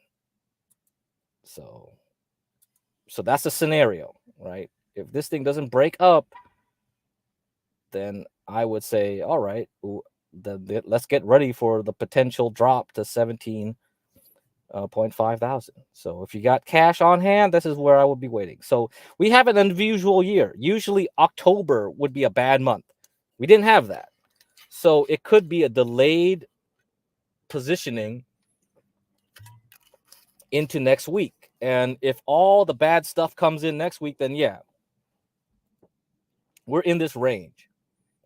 And we can't get out anytime soon. We'll be stuck here into Thanksgiving. And then Christmas, we might see a relief, but maybe then nothing will happen until New Year's. So that's a possibility too. Okay. Yeah, what's up, Sam? What's up, OPC Don? What's up? Yes. What else? Oh yeah, I was gonna talk about China. BDF. I'm shorting China right now. So once I'm done with my short, I'll look for entries into China. BYDDY is a ticker you could buy to do BYD. Yeah, I might be a buyer for 64. I don't know. For BYDDY. You have Xiaomi, so the phone makers, it's done quite well because it's announced a lot of new phones. So the Chinese market should be happy with that. It has earnings, November 20th, near the 19th, 20th. Earnings for BYDDY is March. So it already had earnings, huh? Oh yeah. So that's why. Oh yeah, I forgot. That's why I had the first video was about BYDDY. So Xiaomi is XIACY. You can buy that. So both of those stocks are on the over-the-counter market. It's not in the NASDAQ or NYSE. So yeah, keep those in mind. If the Chinese market drops, I'll be thinking about buying them for long term. Yeah, they're probably the best performing ones outside of Temu. Temu is PDD. Yeah, I think Temu's stuck. I don't think. Oh man, Temu's gonna report earnings. Yeah, November 21st. Yeah, and right around Thanksgiving. So any of these stocks right around Thanksgiving, you're gonna have to watch. Because you might be able to buy them right after Thanksgiving, or Thanksgiving you have the day in between. Yeah, what's up, Samuel? Yeah, you have the day in between where there's a half day trading on the Friday after Thanksgiving. So Black Friday, you might get a Black Friday special on stocks too. So if you see something interesting, yeah, that might be worth getting. So anything with earnings around that time, yeah, you might check it out. Nvidia will report around that time too. Nvidia reports, yeah, November 20th on a Wednesday. So that's pretty close to Thanksgiving. So let's see. Yeah. They always report right there around Thanksgiving. Yep. So that's something to look at. Okay, let's see. Oh, Bitcoin. Right. So, like I told you guys, Bitcoin. Let me get that. It would hit 42,000 into Halloween, and guess what? We bounced back. Yeah, we're pulling back today. So let's keep an eye on it. I'm expecting it to try to hold at least 65,000. Okay, it should try to hold that into Thanksgiving. So around that time, watch the Bitcoin mining stocks. We got Mara, MARA. We got CLSK. So I already sold a chunk going into October 18th, another set into October 29th when Bitcoin hit like right away, Tuesday this week, right? October 29th. The traders got out real fast. Once it hit like 72,000 in Bitcoin, they were like, "Nah, I ain't holding," and they just flushed it right down. And then now we're right back into this zone of $10.60. So these miners move quick. Okay, they run on momentum. If they don't see good momentum in the NASDAQ and the Bitcoin, this is where you're going to have to get it. So you need to see good movement in Bitcoin and the NASDAQ. When you see both of them align, like last year around October to November to December of 2023, that was a great time to be in the stocks, because you see it moves right here, like here. Like I got here, right? It was building a momentum. It came back, retested November, then shot up, right, with alongside Bitcoin and the NASDAQ from $3 to 13. Oh, that was sweet.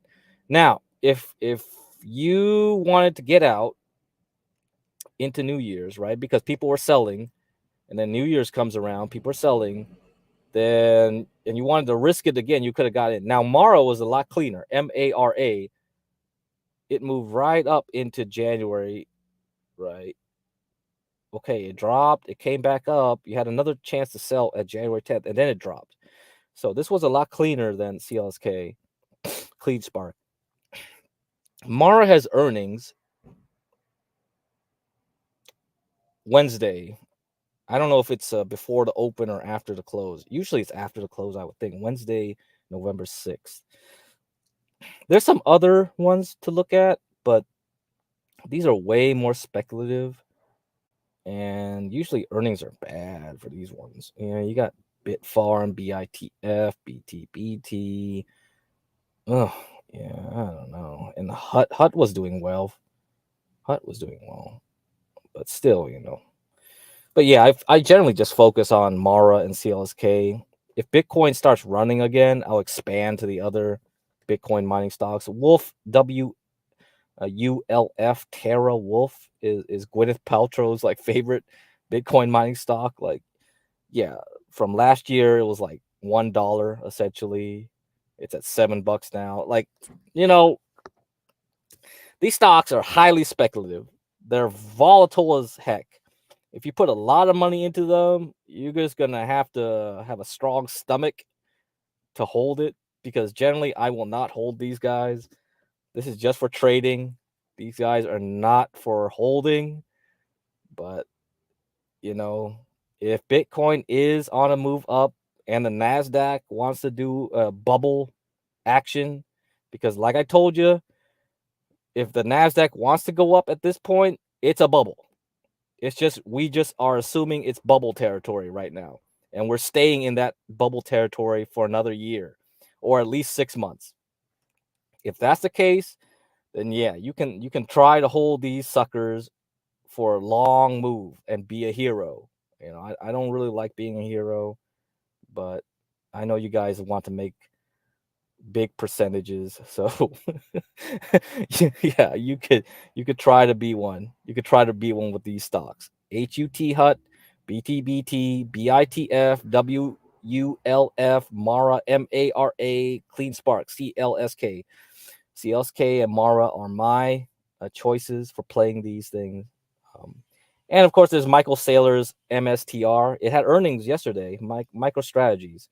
It's a bit more stable. It's not a mining stock. They just buy Bitcoin. That's it. So it's a proxy. And maybe you'll find that options in MSTR are a bit safer. So if you're an options trader, maybe you don't want to do MARA and CLSK, even though MARA is a famous for its options. Like, you could do options on MARA. I believe the liquidity is pretty good over there. But again, a lot of these stocks really are dependent on interest rates juicing up everything. So we can look at the growth stocks in XBI. XBI is pharmaceutical, biotech, small pharmaceutical, small biotech. And you see the quantum computing stocks like QUBT, QBTS, I mentioned, and IONQ today are going down because these stocks require liquidity. Let's look at the market cap. So let's look at the market cap. You can look at the market cap of these things. Market cap is $3 billion. Not bad. Not big company, but still small. This one, terrible. This is 200 million. That means it's very easy to push up and down. Very easy. So any type of liquidity change will rock this boat. So you can think of market cap as the size of a boat. If you got a huge ship, the change in the tides or there's a storm coming won't capsize it. But when you have a smaller ship, you know, like this one, any change in liquidity, this thing will just drop on a dime for no reason. Just because there's no more liquidity to inject. This one's worse. 100 million is the market cap for this one.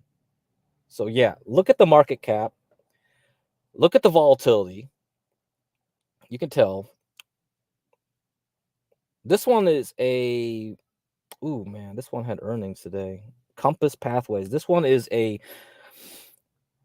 I believe it's a psychedelic drug company. So the psychedelic drug company I recommended was MindMed, MNMD. This one market capitalization is just 400 million, very small. So MNMD is the one I'm looking at. It has a better, cleaner chart. This one has earnings Thursday after the close on the 7th. 500 million. So it's not a big company either. You're taking your chances, but yeah, I'd rather be buying this around $5 to $6 than the other ones. Cybin is another one. Cybin at CYBN. Looks like it's not being affected too much. Wednesday the 13th is the estimated earnings. 200 million market cap. These are very tiny stocks. So be aware if you want to gamble on these things. They're not good to gamble. Uber also had earnings today this morning. Not good, I guess. The past quarter was okay, but I guess the guidance wasn't good. So it's dropping down 11% right now. So yeah, just keep these in mind. So today I bought SMCI, gambling it at $28. I don't know. I'm taking my chances with the accounting issues. Earnings Tuesday. So it wasn't Monday. Looks like they determined it's Tuesday now on TradingView. Tuesday, November 5th. After the close. No, so that's even worse. I'm gonna have to wait for elections and that. Oh man. Yeah, I'm taking the chance with that. So right now, this chart is looking at the Magnificent Seven. These are the stocks that are leading the stock market right now: Apple, Microsoft, Google, Amazon, Nvidia, Tesla, and Meta. So you see here, so I stripped away these 7 stocks off of the S&P 500. So this is what's driving the S&P 500. Just 7 stocks. And today with this down day, you see the S&P 500 drop with it. So yeah. It almost tried to make another high of July. It failed. And we have 3 of them reporting. 2 of them reporting after the close: Amazon and Apple. And then you have the extra juice of Intel. So that's the semiconductor side of things. So Intel will have to undo all that damage. Otherwise, we'll have issues with ASML. So ASML, CKJ3 was talking about options in ASML. He liked it. So I'm going to play this video from the past Saturday we did. And he's going to recommend some options for ASML. So if you are looking into ASML options, what happens into the close today and market open tomorrow, you might get your opportunity to get some long call positions on the cheap. So let me find that clip. Maybe we got like 4 or 5 years. Okay, let me see. That's a separate thing. That's kind of why. Oh, maybe that's too far. So what's the point? Like, you guys are... Okay, where am I? What was that, dude? It was 30 minutes. Yeah. I bought, and then I sold. Okay, it's around here. I think they were... Yeah, the problem is like... I end up I always go back and forth and look at the charts or whatever. Man, when the market took off around I think it was 10 o'clock or something. Man, I was at the, if I would have stayed in my trade, because I like to just get my points and leave, but get man, out. I was crack, man. I don't know what happened then either. I didn't know what I was at the bottom, dude. I'm talking about I was at the bottom, man. I could have made 300-400 points, man. I was at the bottom, and it's just I'm just looking at this shit man, dude, I really can take this to a whole nother level. Me just reading the candles and reading the charts, my levels and stuff. My levels be on point, man. They really be on point. Yeah. It's really it feel like I'm robbing a bank legally, you know what I'm saying, going into the market, just yanking money out. Because I feel good about it, don't get me wrong, but it's just man, this shit is his own PhD, learning these candles, you know what I'm saying, it's crazy. Yeah, because right here I bought here. Yeah, because on semiconductors. Yeah, because when you look at the NASDAQ, it's led by semiconductors. And when you looked at it, it just went right here. Boink, I bought. And then I sold some on the next day on Thursday. And then the next day, it goes right to this level. Right at, oh, what the fuck? It's just even how many, let's see, 10 minutes. So just less than half an hour, it hits that level and it's stuck there. And it's just yeah, you see, it's just always magnetized to the level, right? Boink, boink, boink. Right? It's just always going to the levels. And then once you see the levels, that's it. If you're really a short-term trader, that's all you got to do. You just got to find these levels that are set way back when. Yeah. You know what? Crazy. I was testing out this new strategy with the options. It was, I did a paper trade. So, the market had sold off, what is it, Tuesday, Wednesday, and it was just selling off crazy. And I noticed the market sells off real fast and trying to get somewhere. I'm okay. and I wait till it kind of like bottomed out, and I was like, let me put in I did like a paper trade call or something. I Yeah. bought the money, and I just like and I put it out for like 3 weeks, 3 weeks from like now. And like when the market turned around and went back up, I ended up looking at it, man. I was up like over like 100 some points. I mean not 100 points, but like 120%. Yeah. While they doing that, so I'm like, oh yeah, I'm gonna stick with this strategy. Like when I see it sell off, I'm gonna buy the money and I'm gonna just take it out like 3 weeks or like a month, and I'm gonna just get my little percentage and do it every time it pulls back and drop off like that. I'm gonna just buy. Do it with it. Yeah, it's just so like obvious too, right? Like once you see the levels and that's and then when you see a confluence too, it's just like you look at different ETFs like this and that, you're like, what the fuck? This is the same double bottom here on this semiconductor index.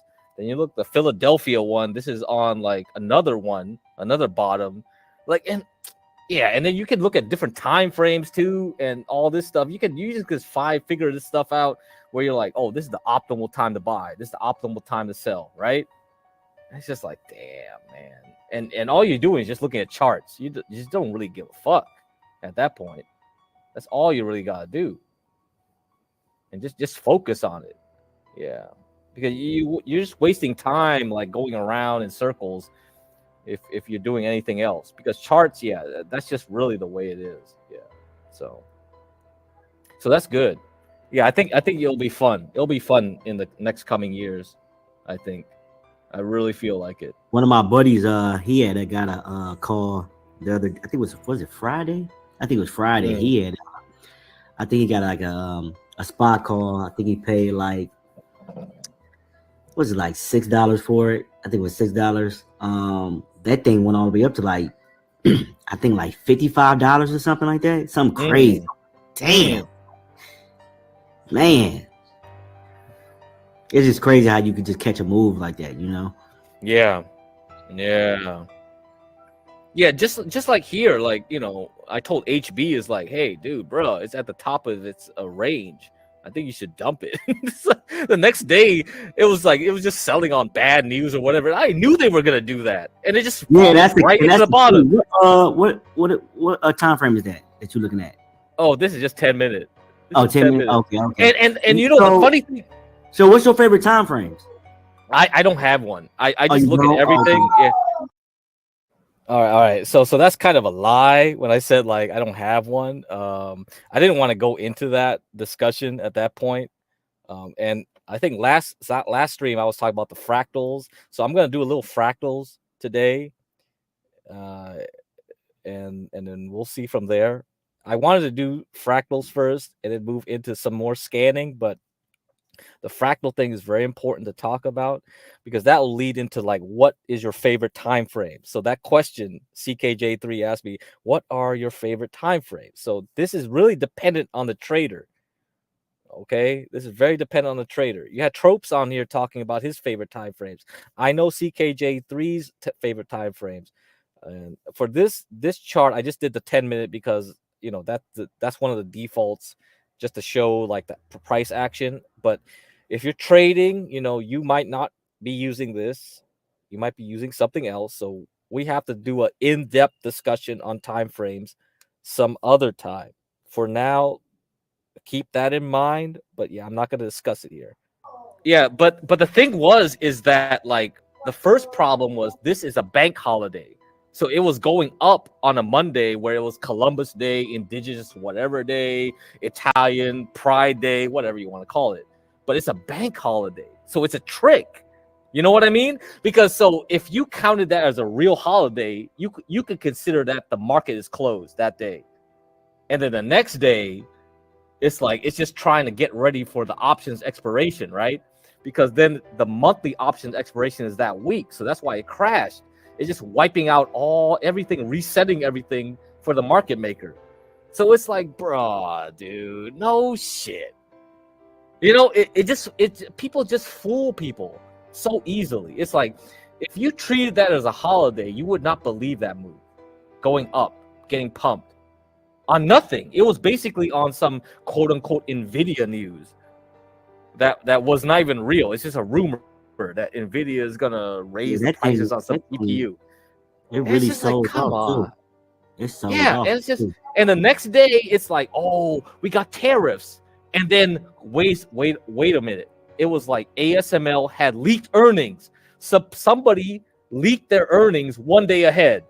Are you kidding me? That's not by accident. Bullshit.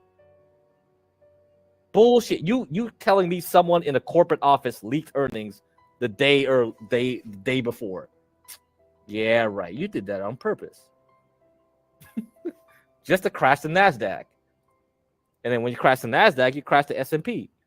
Right? There you go. And kill all the options and all that stuff for the option expiration So that week. why did the NASDAQ go up the other day and the S&P went down? Yeah, so that's because like there were several earnings that time. You had Western Digital, DLR, but I think the real reason is because they want to push it to a certain level. Like they have to get it to like when they crashed it.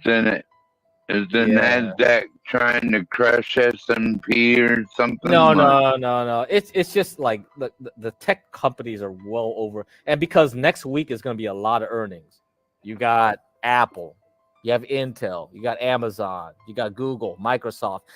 The funny thing is they usually spread it out between 2 weeks, but this time for some reason they're all around Halloween. So I don't know why they're doing that. They're just doing that to fuck the whole options market or what? But it's gonna be crazy. Because, well, yeah, there you go. Look what happened this week, right? Because that thing's gonna really make everything volatile next week. Hey, Craig, go back to that. What was that? ASML. Yeah, ASML. Yeah. Okay, so it dropped off. So if somebody wanted to get like an option or something, I'm looking at 835, 873, and 892. Okay. And I probably do. Let me see. Probably You're gonna buy a call? Yeah, I would do a call like a 6 months year, but I'll do like an 835, 873, or 892. Okay. Yep, and I'll do like a year or 2 years. Oh. So he's doing leaps. So he told you the prices of the strikes for those leap options. So if you're an options trader, CKJ3 just gave you those options play. And right now with ASML going down on sympathy on the NASDAQ again, and could be going down again on Intel overnight into tomorrow morning, those options might look very good for calls. I don't know. So pay attention to these levels right here. I'm not an options trader. I can't advise you on this. But you can check out those strikes that he's mentioning. So go back a few seconds on this video, play that again, see those levels, go to the options market, see what the prices are right now on the premiums for those options. Maybe they're a lot better. On it because not bad. Because it dropped at around 873. That's like at the top where it dropped off at. And then it's like a gap on a daily. Fair value. Well, no, like it's called a BPR, but it's a BPR at 835. So if you did like an 835 call, I need to look at bar chart. Let me pull a bar chart right quick and see what the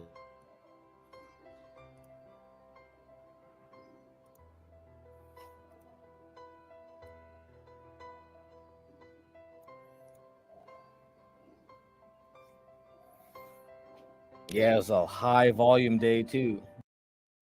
Oh, so another note was that he mentioned like it's 6 months to a year out, so he's doing leaps, so he's doing long options that are far like very far dated. These are not short term.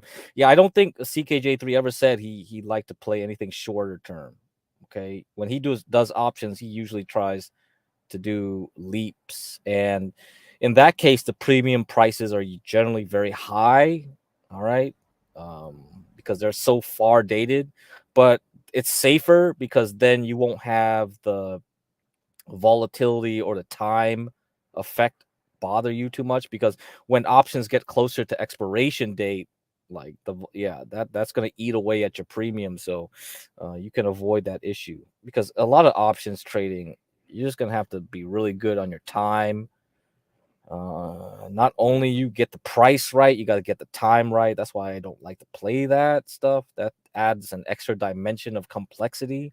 But if you use leaps and you're very confident that a stock will go up over time, then you could juice up your position. So instead of buying the shares, you can buy the options at a cheaper price. So that means essentially what you're doing is you're getting margin, right? You are buying something with leverage or margin. Okay, you're not buying 100 shares because you can't afford the 100 shares, because this stock price is at $700 a share at that point when it was closed over the weekend. Currently ASML is 670. Still, you get 100 shares of that. That's a lot of money for a lot of people. So rather than doing that, you get options on it. So you get a contract for 100 shares that are way cheaper than the actual underlying shares. And we talked about derivatives and what they mean. So futures, options are derivatives. Okay. And the other thing he mentioned was BPR. I'm not schooled on the ICT trader techniques. Okay. Right now. So I don't have experience that CKJ3 is talking about right here, but you can look it up. I put the link here. The inner circle trader, all right, the ICT. So it's balance price range. So there's a lot of concepts into ICT trading. So the way he reads candles is not the conventional way of reading candles. So when he talks about fair market value gaps and things like that also. So eventually I'll try to like explain the introduction and theoreticals, because I get the ideas and the theoretical concepts. I haven't traded using that myself, so it's better to ask CKJ3. But when we have time to do like a Q&A session and things, yeah, we'll get into that. So for now, you just try to get the basic ideas, and then we can advance further into more theoretical, because I have the multi-time frame stuff and things like that that's more advanced as well. I didn't want to get into too much in depth into it. Right now, you just look at candles from a purely basic perspective. So you just look at the moving average, the candles, that's it. I don't want you to spend too much time on indicators or anything else. And we'll get into that later in this video. So, but for now, keep those in mind. When that thing got leaked. By Nancy Pelosi. Nancy Pelosi. Oh, Nancy Pelosi. She just loves NVIDIA. Buy NVIDIA. Keep going up, right?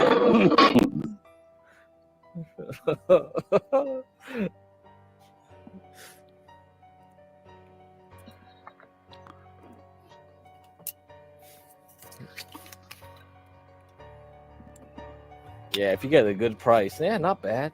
Like, oh, shit, I don't know. All right.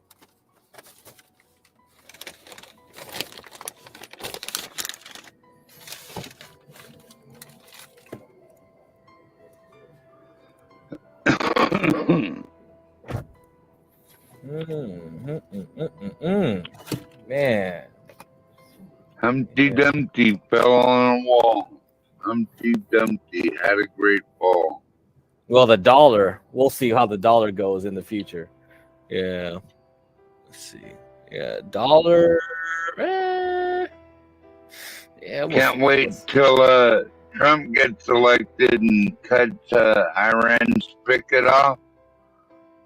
Then you'll start to see oil do a little better, I think. Yeah, I think here. Yeah, I think it's ready, because I think next year, if you buy oil now, any oil company now, should be good for next year. Like you're preparing for next year, so next summer basically. So I think it's gonna be really popping.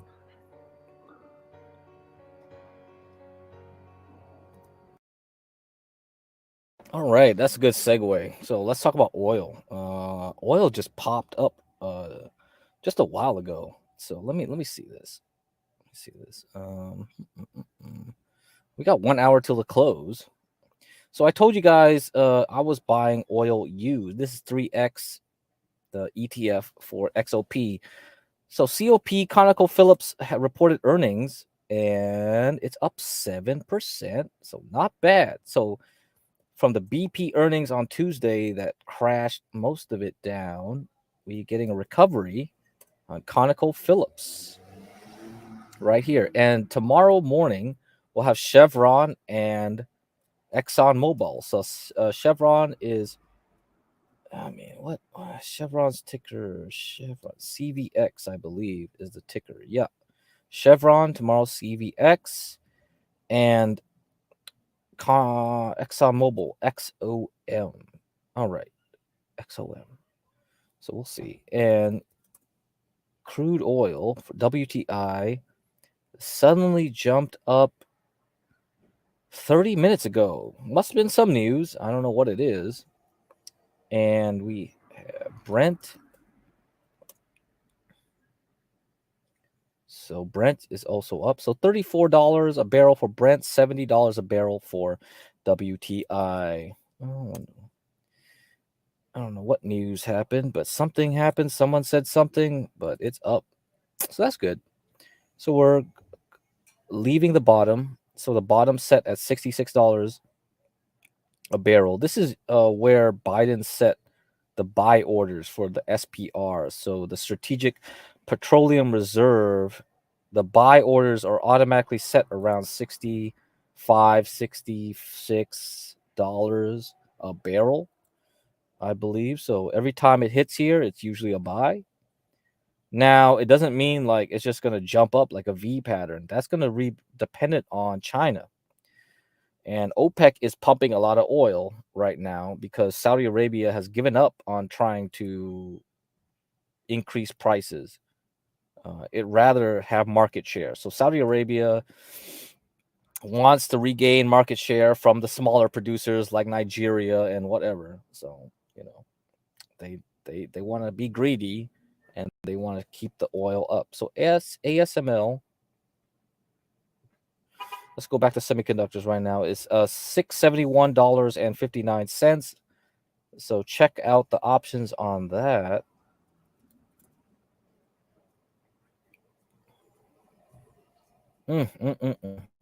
So I don't know. It's a risky play. So we got 1 hour until close. So anybody that wants to take a chance on buying semiconductors here at this low range for a potential retake of this area. So if I'm using the SOX, that's about 10%, right? If it gets back to that old high set before Columbus, into Columbus Day, yeah, that's 10% there.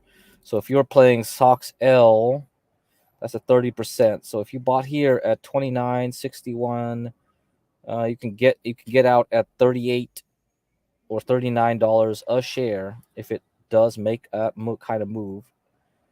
That's a rough estimate, by the way. All right, so these leverage ETFs don't actually move as smoothly as that. Let's put it that way. You kind of see the decay going on here. So yeah. What's up, San Jose? So we're getting into the 2 hour mark. So I'm going to play advertisement for our Halloween party.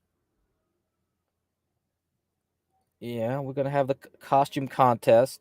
I think Porsche updated it. We have $1,200 out of the $1,500. If you guys get it to $1,500 before, I don't know what the deadline is. Is there a deadline? I'm gonna toss in another 500. Okay, guys, you guys need to really push it up because we want to make it as good as possible.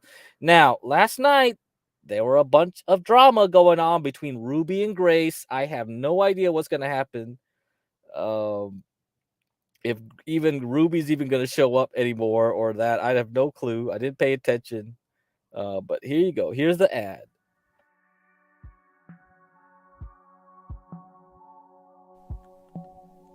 This Halloween, it's time to turn up the heat and bring those spooky vibes. The John Galt YouTube channel is hosting the ultimate sexy Halloween costume contest, and you could win over $300 in cash. That's right, first place takes home the biggest prize. But don't worry, second and third place will still score big. It's easy to enter.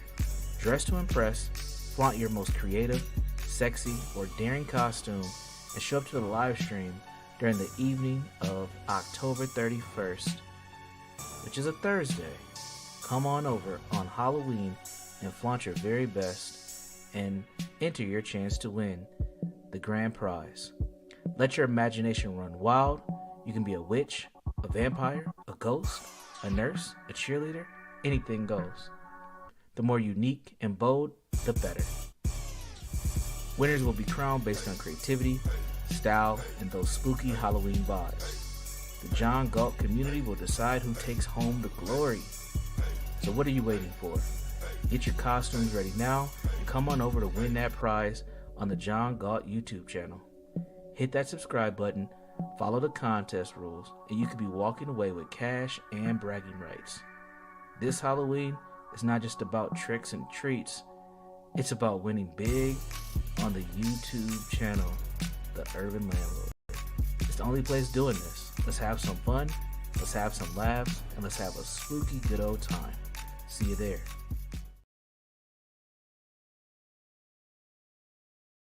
All right, oh man, I mistakenly put 1,300 out of 1,500. It's 1,200 out of 1,500. I don't know. Maybe someone donated 100 while we were doing this. All right, guys, get it to 1,500. I'll throw in another 500. I don't know. We got drama coming out of nowhere. Tough guys here. Hey, pimping ain't easy. You're trying to control all of these women. It's just like, what the heck is going on? I can't even imagine. Like, if we treat it like the stock market, it's gonna be crazy.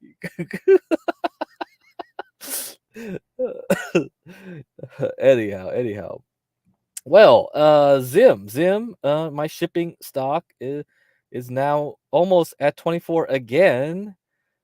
Man, I hope it breaks out.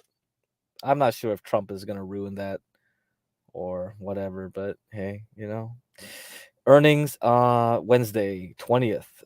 I'm hoping it can shoot up to 50, and that's a 100% move. I get out at least 40, like 40 here. That's my target right now based on point and figure charts. I got to do some point and figure charts for you guys for a lot of these tickers that have made ranges.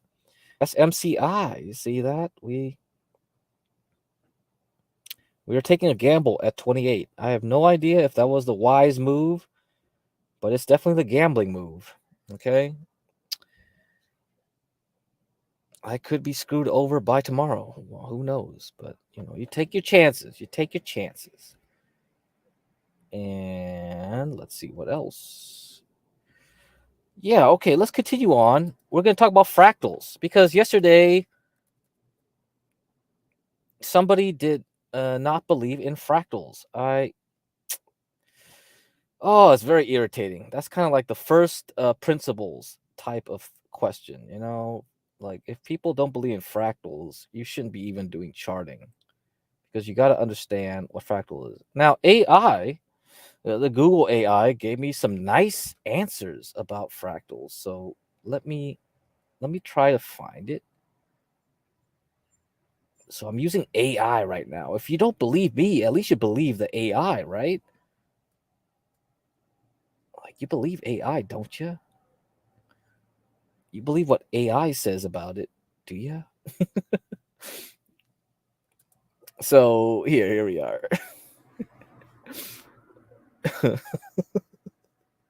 Yeah, Eric W did not believe fractals. Or he said, like, what are fractals? What are you talking about? All right. So here we are. Okay, I got this from AI. A fractal is a geometric shape that has a complex structure at any scale. Any scale, all right? Remember that. And appears similar similar at different magnifications. Fractals are infinitely complex and repeat a pattern forever. Okay, you got some examples of fractals, but here we are. There's a lot of things that have fractals in them. But the whole point is that they are repeating patterns. So if I looked at a chart, 1 hour chart, I looked at a chart that was 1 day, I looked at a chart that was 1 week. So each of them have different size candles, different intervals, 1 week, 1 day, 1 hour, 1 month, 1 quarter, 1 year. Whatever I do to analyze that chart should apply to all of them because they repeat. They have a fractal nature. So anything I do, any analysis I bring, any tool I use should be able to be used in any time frame. Okay? If I have something that can't be done like that, that means my analysis is not good.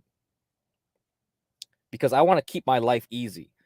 I want to be able to use the same tools for anything. So if I'm an investor, I use the same tools to read that chart as I'm a day trader. It should work.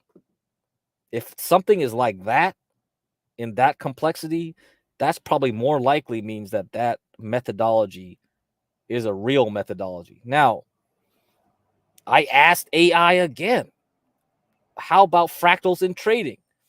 In trading, fractals are a technical analysis tool that identifies potential price reversals in a security by looking for recurring patterns in price movements. Fractals are based on the idea that financial markets are chaotic, but have underlying order and patterns. Now let's go look all the way down here. Trading strategy.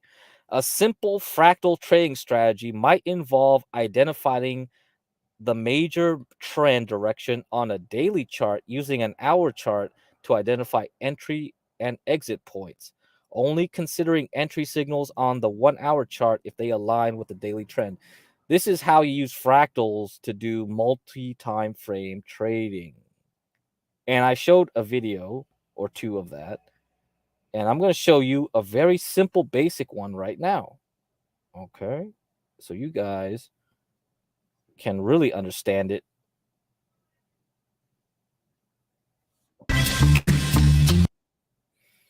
It was from Larry Connors.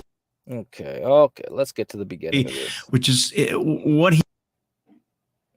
he would be looking for periods. Okay, I think it's stocks that were on the left. I've got the RS requested this week. Okay, so I've got 2 weekly charts up on the SPY. On the right, I've got the RSI 5, and on the left, I've got the RSI 20. Let's focus in on the right one because I wanted to talk a little bit about Larry Connors and some of the work that I studied from him, which basically what he was doing was he was looking for stocks that were in an uptrend, and he defined uptrend by anything that was above the 200-day, I believe. I mean, it's been a while since I've looked at that work, but he's looking at price and some form of moving average to kind of define if you're above a rising 200-day, then that means that time frame is in an uptrend. And then what he would look for is a short-term RSI. I believe he was using like an RSI 3. All right. And he would be looking for periods where it would get oversold in an uptrend, and he would try and take advantage of that and look for a pop to the upside. Now, he was doing this on a daily chart. So I'm looking at weeklies, but it's still the same point. It's the reason why I started looking at this. I started looking at the different timeframes. I thought the 2 or the 3, which is what he was using, I thought it was a little too quick and offered too many signals.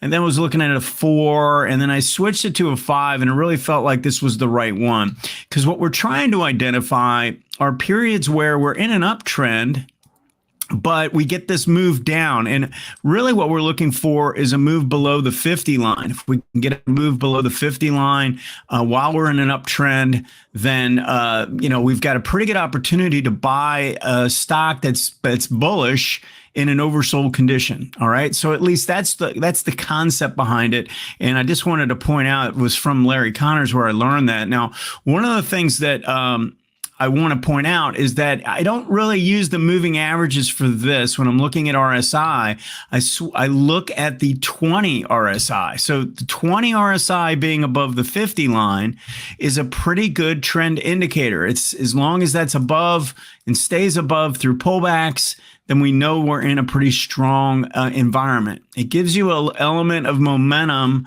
on top of the trend indication. Okay, so if you're above the 50 mark through pullbacks, in other words, if the RSI 20, a slower moving RSI, can stay above the 50 line, then you're in a pretty strong trend. All right, and you can go and look for oversold conditions on the RSI 5 to offer you setups. Now, I don't necessarily do it that way. A lot of times what I'll do when this gets oversold like this is go down to the smaller time frame and look for an entry. All right, but for the cases of today, for the purposes of today, I just want to explain why I'm looking at the RSI 20 and then the RSI 5. Now, I don't display it this way. I actually look at it this way. Now I've got a weekly chart on the left and a daily chart on the right. And you can see I've saved myself a lot of space because this is important right here. So now he's showing two different time frames, weekly and daily side by side. And this dude does 4 at once. So he has 4 charts put up. You know, you do monthly, weekly, daily, 1 hour. Or you could be like weekly, daily, 1 hour and 5 minutes or 10 minutes, something like that, right? So that's why when we go through the fractal stuff, we have to discuss what is our chart intervals that we like. So back to CKJ3's question to me, what are my favorite time frames? I said nothing. I said, I don't have one because, you know, that is too dependent on the type of trader. I didn't want to get into that discussion. So I kind of lied and said, I don't have any. Everyone's going to have their unique case for different situations based on the type of trader they are. Now, if you are like me, you actually do swing trading and investing. I'll have 2 different ways of looking at the market. So I have a different set of charts to look at it different ways, depending on my goal or purpose. So I'll have 2 sets. And, you know, I think when you get a lot of money, eventually you'll be like me. You'll be like, I have a lot of money doing long-term investments. Then I'm just looking at quarterly, monthly, or I'll look at yearly even. Yearly, quarterly, monthly, right? And then weekly. So you do something like that. So that's when you do long-term investments. Those are my charts. And then when I do swing trading, I'll just do mostly monthly, weekly, daily, and then hourly, something like that. And if I'm doing futures, if I'm looking at a futures chart, I have to do it differently because futures are open 22 hours a day. And then if I'm doing crypto, again, I have to do differently. So last presentation, I said, like, how do you divide it up? You divide by 5, divide by 6. You got to keep it even and figure out how you divide your intervals because that'll decide things. So again, that's a separate topic. But for now, you just have 2. We have daily and weekly, all right? I've overlaid the 20 and the 5 together, all right? Very easy to do on this ACP program. Now, what we're looking for are periods where, and here's our 50 line, we're looking for periods where the gray line, the 5, is coming down below the 50 level, all right? And the RSI 20, the red line, is staying above. All right, that's a simple. There are some caveats to that, but I'm just going to keep it really simple because I want to explain something even more important to me. When we're in a really strong trend, these moving averages are moving up. I want both moving averages rising in this situation. All right. And RSI 20 stays above 50 through a pullback, but also we get a move down to the 30 mark or lower. This actually touched the 30 mark. I like it when it just drops down just below, but 30 is close enough. You know, if we get to that 30 level, we are deeply oversold and we're in an uptrend. So this is more of that Larry Connors mentality. I'm looking at an uptrend, strong uptrend, because both moving averages are rising. We get a strong dip that causes an oversold reading. We want to look to take advantage of that. All right. Now, I'll give you an example. Let me see if, let me move this It doesn't happen all that often, just so you're aware. We don't get these signals all the time. So you want to be ready for them when they show up. Here's a great example on the daily chart. Let me reset the scale. So we're moving up in 2023 off the bear market low, right? We get this dynamic move to the upside. We get some strength and we get a pretty sharp pullback over in the daily chart. It just, pulls back for 4 or 5 straight days. Look at how oversold this gets, down in the 20s on the RSI 5. And this is way, way above the 50 mark. When we see this and this line is still rising, the 40 will almost always be rising. But if both lines are still rising, we can take advantage of this by looking for any kind of a reversal off the low. We can be a lot more aggressive on this kind of entry because we know that we're in a strong uptrend and we know we're deeply, deeply oversold. All right, so we want to try and take advantage of that when it takes place. If you look at, in fact, I'm going to give you another example. I'm going to go and switch this to the hourly chart. If you notice, we got a pullback here, and most of the time, this pullback is going to come closer to the 50 mark. Now, if you notice, this line is starting to lose some slope, but it hasn't rolled down. As long as we don't have a negative slope to the 18, you can consider it. All right. Now, preferably, once this starts to roll over, it doesn't mean you can't take a trade like this. All right. But preferably, we want the situation where the lines are rising. All right. Both lines are steadily rising. When you have that, you have a very good opportunity. Go look at NVDA back in 2020 when we had the bear market in the COVID period. All right. That was on a weekly chart. It came down. Both lines were rising. It got oversold and it snapped back and went straight up. This is an indication that I've been looking for a very, very long time and using it. It's very powerful when it comes up. Not a lot of times it'll happen when the market is pulling back after a strong move, and some of the strongest stocks will pull back with it. But it's like a rubber band being pulled down, and then all you do is let go, and it snaps right back. So that's kind of what we're on the lookout for: is that built up tension from a pullback into a strong uptrend. If you're enjoying the content, hit that like button and also subscribe.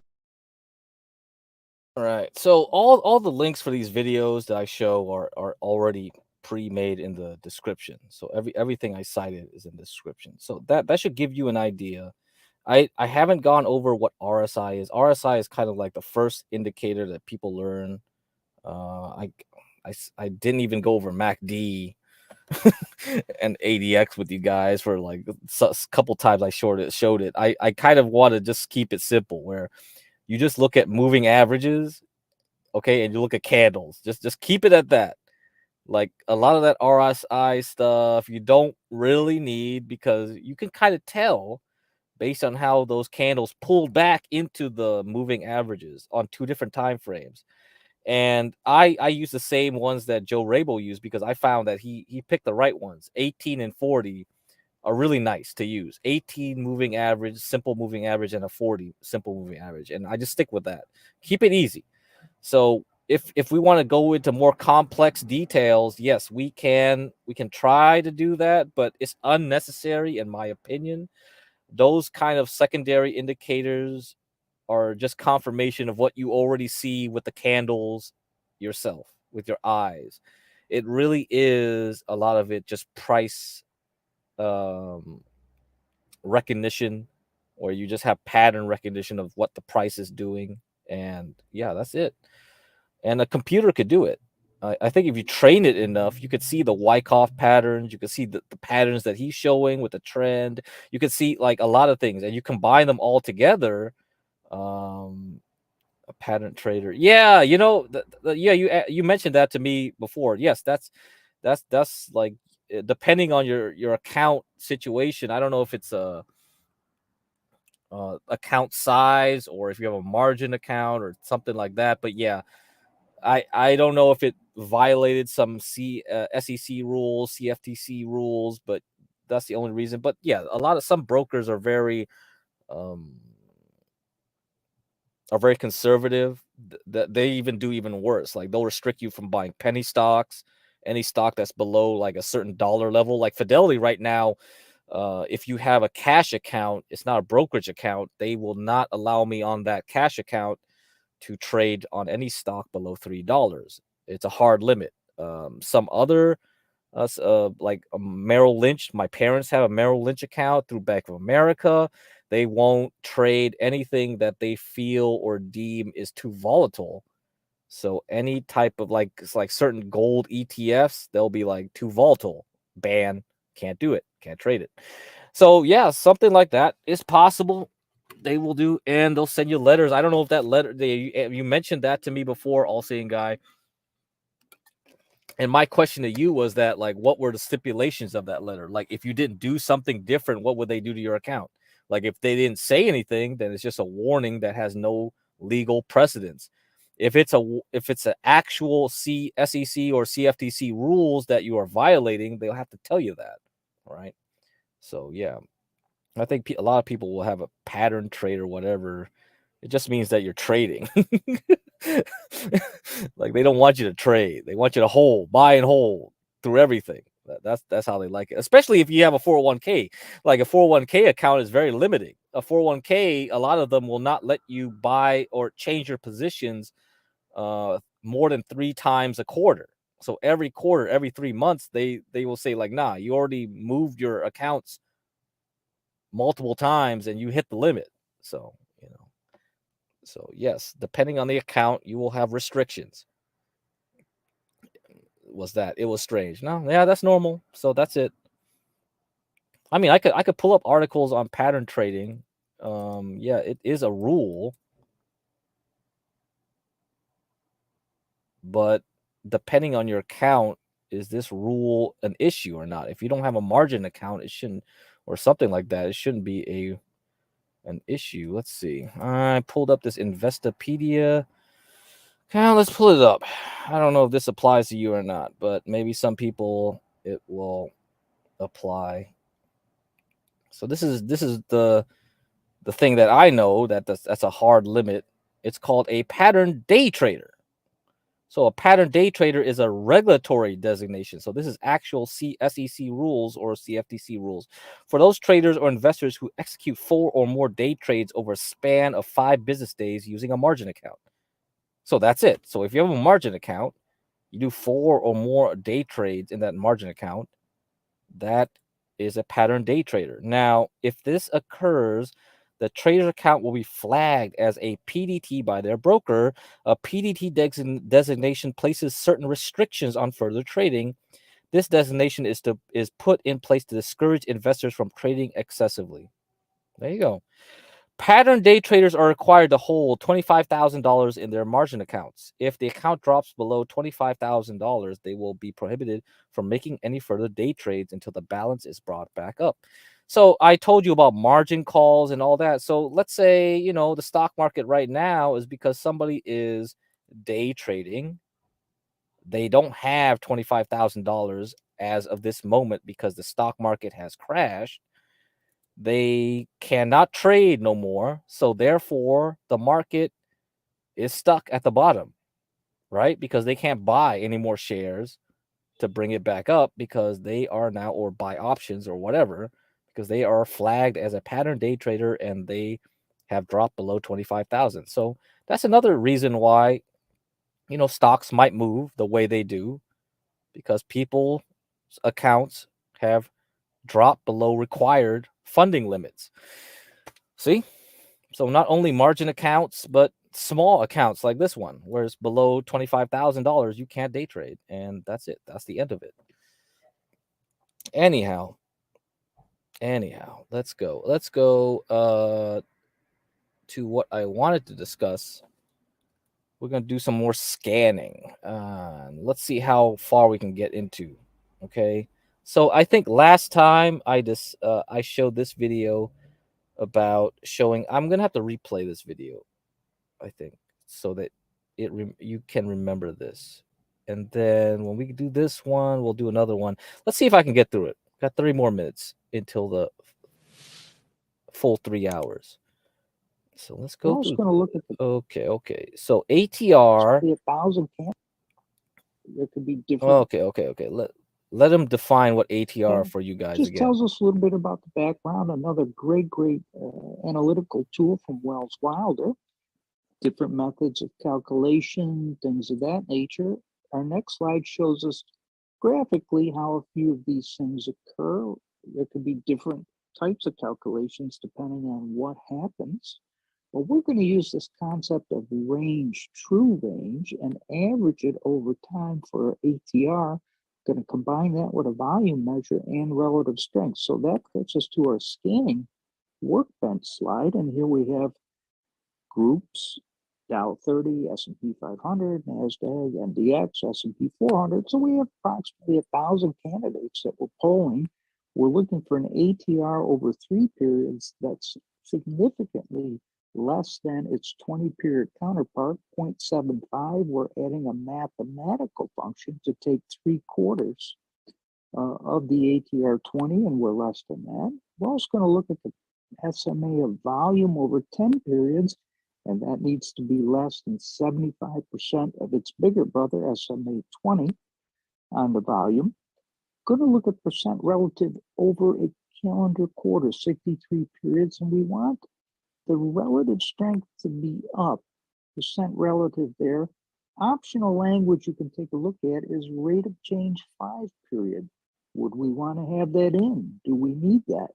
All questions you can consider, and simply take out the slash marks, and you get to try that within your own scanning effort. So we're going to echo a scan term here, the percent relative. That's going to be our ranking. So we're going to rank by percent relative. The strongest first will be the profile that we're going to get. If we look at our results page, we have only 19 matching results out of almost 1,000 stocks, potential stock candidates, only 19. We do see that our percent relative on the first level is 48.391 and down to the bottom 0.203. So we did get the sort that we asked for. Let's take a look at our first chart. We're going to look at Nordstrom. Downtrend, downtrend, downtrend. Look at all these red arrows that show where price moved up to the demand line, took a hard fall 4 times, finally to an underthrow, horizontal structure, back out, lower volume, less volatile. Very important features for the Wyckoff world. What do you say, Professor? Well, this is really an interesting chart because these jamming up into the top of the channel is all occurring in the context of a negative relative strength. And so this is basically an attempt to gin up interest in the stock by institutions that want, or large interests, let's say, that want to sell the stock on a scale down. And so you can see this is in their playbook. Just jam it up, and then sell it, jam it up, sell it, jam it up. And now you have the completion, or at least for the moment, of a downtrend with this throw under range-bound condition. So it's now acting differently than it did throughout any of these prior periods, where the relative strength is showing a new characteristic where it's above its moving average, it's living above there, and it's moving up into the downtrending trend channel. And so this is really an important place because the 200-day moving average is where it's resting right now. And if it can get above that and get above the downtrend, that will be a very constructive action. And then also this is coming with the relative strength trying to turn up and with very low ATR. And so the ATR could very well start to jump as it's jumping through here, if it can. So really a great case study. And now this looks like a completed cause for some kind of a base structure, point and figure, at least a swing trading count for higher prices. potentially. And so especially with this jump up and out, look at the characteristic change here. This jump here occurs with a very shallow backup where all the prior jumps resulted in important selling. So this is a positive, constructive event. John? Absolutely. And look at how we did achieve our scan requests. Here we have lower volatility, rising relative strength, and it's hard to see, but the volume has contracted too. So the number of transactions, the range of those transactions, all different. And it signals a change of character, which is why Wyckofians, we really expect something breaks out, holds higher level on decreasing volume. We expect that that is going to be productive for future price action. And also, I'd like to make the point as we go here and through the rest of these stocks, is that when you complete some kind of a minor or major accumulation, volatility by nature in a Wyckoff accumulation structure is going to have diminished volatility. And you can see that occurring throughout in this example here. And so lower and lower and lower throughout as it's starting to work its way into an uptrend. Absolutely. Our next slide is very interesting also. This Tegna Inc., not even really familiar with it, but look at how fantastic we have horizontal structure, breakout, holding above prior resistance, now support, lower volume, lower ATR, and look at that, those moving averages of both OBV and price just taking off incredibly. So we did not ask for this position, but we asked for the character of price when it's in this position. That's a very important scanning principle, is that we can scan without reference to price, but merely on the basis of the character of price. What are your thoughts, Professor? Well, we have something that appears to be a reaccumulation after an uptrend. And this reaccumulation now has had an important event where it's jumped. And this jump here then goes to this prior resistance zone and lives up here now and makes a local reaccumulation, which is now up and out through these prior resistance zones. And so this is a completely different picture than the last one we looked at, but we're getting a very similar characteristic in these very important indicators, and the relative strength is quite positive. And value play, 10.5 PE, 1.69 on the yield. Very interesting characteristics combined with some value attributes. That's our next stock, Dollar Tree. Very, very interesting. What do you see here, Professor? Well, you've broken out of this prior resistance area, so it's a good breakout. Often breakouts occur like this, where then you go into some kind of a consolidation. It's range bound in here, but it's range bound above the prior resistance zone. Now you have all the characteristics you're scanning for occurring, and you have a positive ATR, positive relative strength, and very low volatility as it's just resting after a minor backing up action. So this looks very constructive to me, John. Absolutely, absolutely. And again, we ask for the characteristics of price, which are typical of this type of position in the world of Wyckoff, of backing up after a breakout, and we got it. Very, very interesting. Our next stock. So yeah, a lot of this stuff is trying to use the indicators to get pattern recognition. Now we live in a world with AI.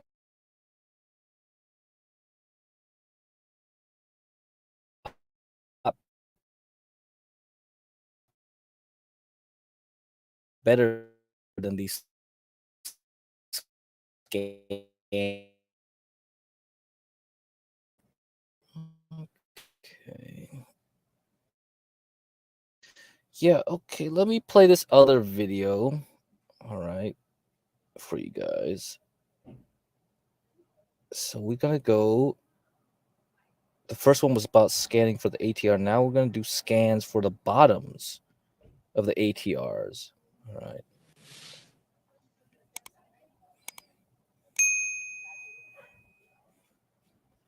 We use the ATR, average true range, to find any sign of a bottom in either stocks or indices themselves. Let's take a look at what the ATR is. It's a volatility measure, and that was developed by Wells Wilder, discussed in his book New Concepts in Technical Trading. Different methodologies for calculating the ATR. You'll see all of that in the Stock Charts Chart School article. Typically, ATR is used on 14 periods, but in our particular case, we're going to use a comparative analysis on the ATR to look for extreme or significant jumps in the ATR value as a method of determining whether something has stopped and reversed, entered a period of capitulation, something different has happened. We're going to use the ATR for that purpose. Here's the code we'll be working with today. We're going to scan our indices, Dow, S&P, NASDAQ, SP 400, that's the mid caps. We're going to look at a weekly ATR. You can change scan terms by using modifiers, weekly, monthly, daily, so on and so forth. Take a look at the scan techniques articles that are available on Stock Charts. So we're going to look for a weekly ATR value, the 5-period value of ATR. We're going to use 5 daily periods into a weekly for an ATR 1 weekly. We're going to compare that to a 3-week period, but we're going to add a little bit of oomph to that 3-period weekly ATR by requiring that the 1 period be greater than the 3 period times 1.25%. So the 3-week period ATR has to be multiplied by 1.25. That makes it even greater, raises the bar in terms of how wide that weekly ATR 1 bar has to be. We're also going to ask for a ROC 5 greater than 0. So our rate of change over 5 daily periods, note no modifier on that language, has to be greater than 0. So something has gone up at the same time our weekly ATR has expanded. So we should see all of our weekly bars having a positive close. And we're going to rank these by the ones that have moved the furthest. So ranking by ROC 5, standard rank will get the largest first. Let's go ahead and see what that scan does for us. We have 97 results in this particular scan. It's a manageable number, significant but manageable. And we see first our old friend GameStop. That over 5 periods has increased 43.435%. Tremendous run. And look at the composition of our scan results. A lot of retailers. Discretionary has been a very difficult area over the past couple of quarters, but we see here those are starting to stop and reverse. Look at these daily ROC 5 numbers, very, very significant moves up in a tremendous number of retailers. Some are old friends, energy, healthcare, communication services, another very, very difficult area of late. But they're all populating this. So what we do want to see is things that have come down over time, stopped, bounced, moved up significantly. Let's take a look at the charts that we have. First one we're going to look at, consumer discretionary, broadline retailer, Macy's, venerable company, and we see a difficult picture in terms of stability over the past really few years. We got up to 34 or 37.47 and slammed right back down, and we may have found a bottom, move back up. So let's take a look at the chart here. Our most recent bar, 30% last week. What a tremendous bounce there. And we are measuring when we scan here, we're measuring last week's bar compared to the average of the prior 3 weeks times 1.25. So we see here tremendous move last week, and note that we do have the ATR on the chart. We always want to, where possible, calibrate our chart settings to reflect the scan that we're running. So here we've overlapped the volume and added ATR. We see we have an ATR 1, and then we've added a moving average MA3 for the second part of our scan term. So the red line is the ATR and the blue line is the 3-period moving average. That gets us approximately where we need to be in terms of visually reflecting our scan terms on the chart. Very, very interesting move there. Maybe Macy's has printed a bottom. Certainly a lot of people wanted to buy it last week at that valuation. Our next stock, Dollar Tree, another discretionary retailer. Look at the move again, 29% on the week. Last week we had a very, very challenging week before. So we have these railroad tracks going here, down, up, and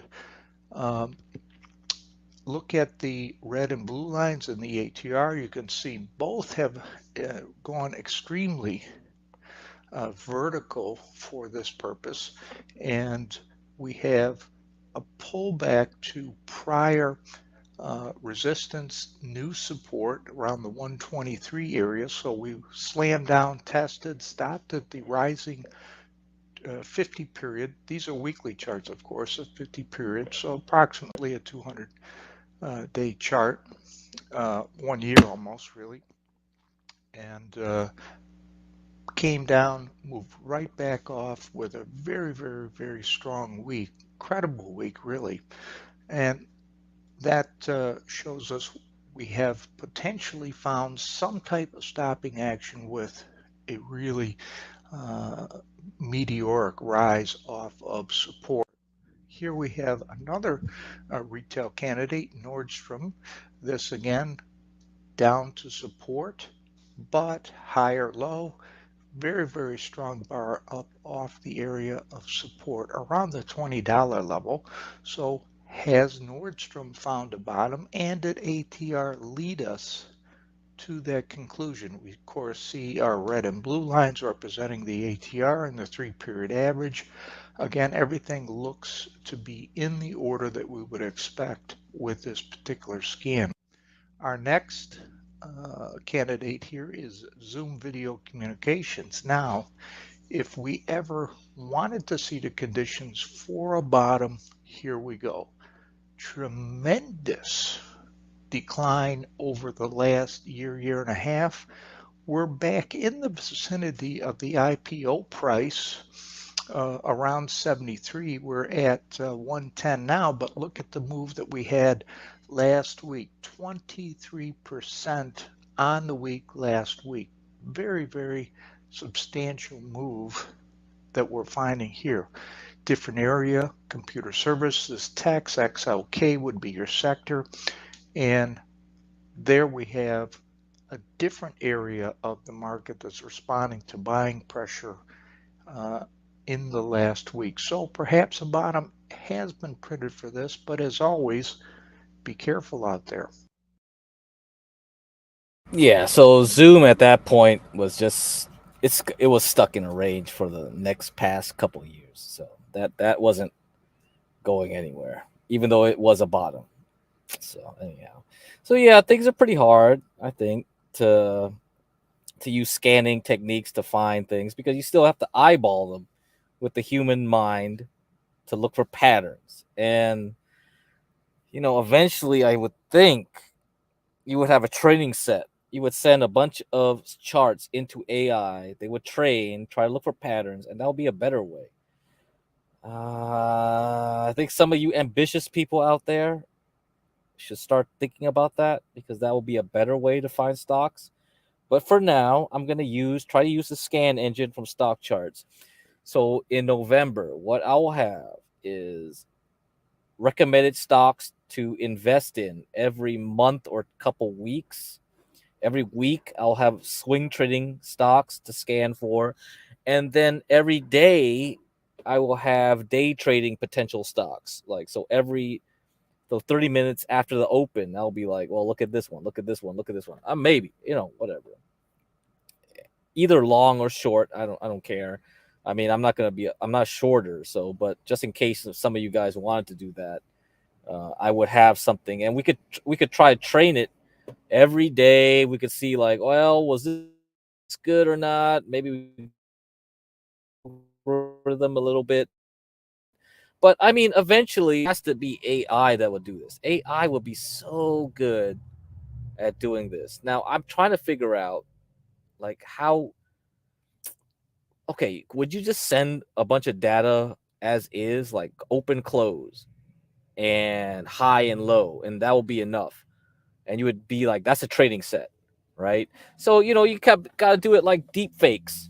So you would try to train it like, this is a bullish pattern, this is a bearish pattern. It's well known to be bullish or bearish, and you send in tons of charts into AI, and then tell the AI, okay, rank all these charts for me in the present, and be like, which one of these would fit closely to a bullish pattern, which ones would closely match a bearish pattern, and say like, okay, what are the probabilities, and tell me that at least. And then from there you can move on to be like, give me a price target, give me this and that.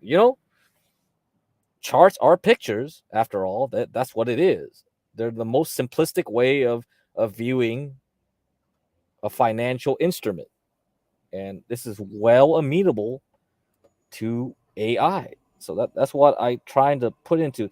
So we're gonna end it with no, this is not John, this is me, GETCRACK. So I'm chatting to you right now. So we have less than I guess 8 minutes. 8 minutes till market closes. So I don't know what you guys are doing, if you're gonna gamble on earnings after the close. QQQ is still at the bottom of its range here.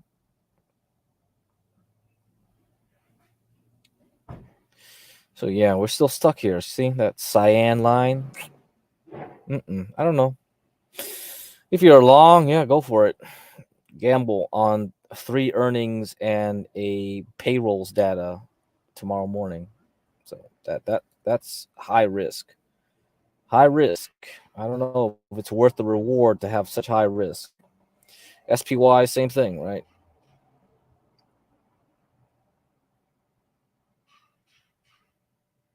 Yeah, I mean, okay. And usually you can see like it's 50% of the previous reaction. So let's say this is about it. Okay, let's see. So if it was to crash, I would say, yeah, 50% is right here, right in this thick cyan line at the bottom for the SPY, 562. So if everything goes badly, then it'll hit here, and then we'll have to consider where it's going. Oh, I thought you were telling me to get cracked. Oh, yeah, no. Yeah, okay. All right, so yeah, I would watch this area. Maybe that's gonna be doing something. So usually, yeah, 50%. Usually a 50% of a recent move, So you can say this one. Let's say this one. This is 50% of this move would be around here. So there's a lot of confluence. So I'll go one down lower, 474 for QQQ. So if everything goes badly, watch for that level. Okay. But if it doesn't and it pops up, then, well, there you go. Let's wait for elections. So again, yeah, HB, yeah, if you're in Palantir still, yeah, you would probably get out.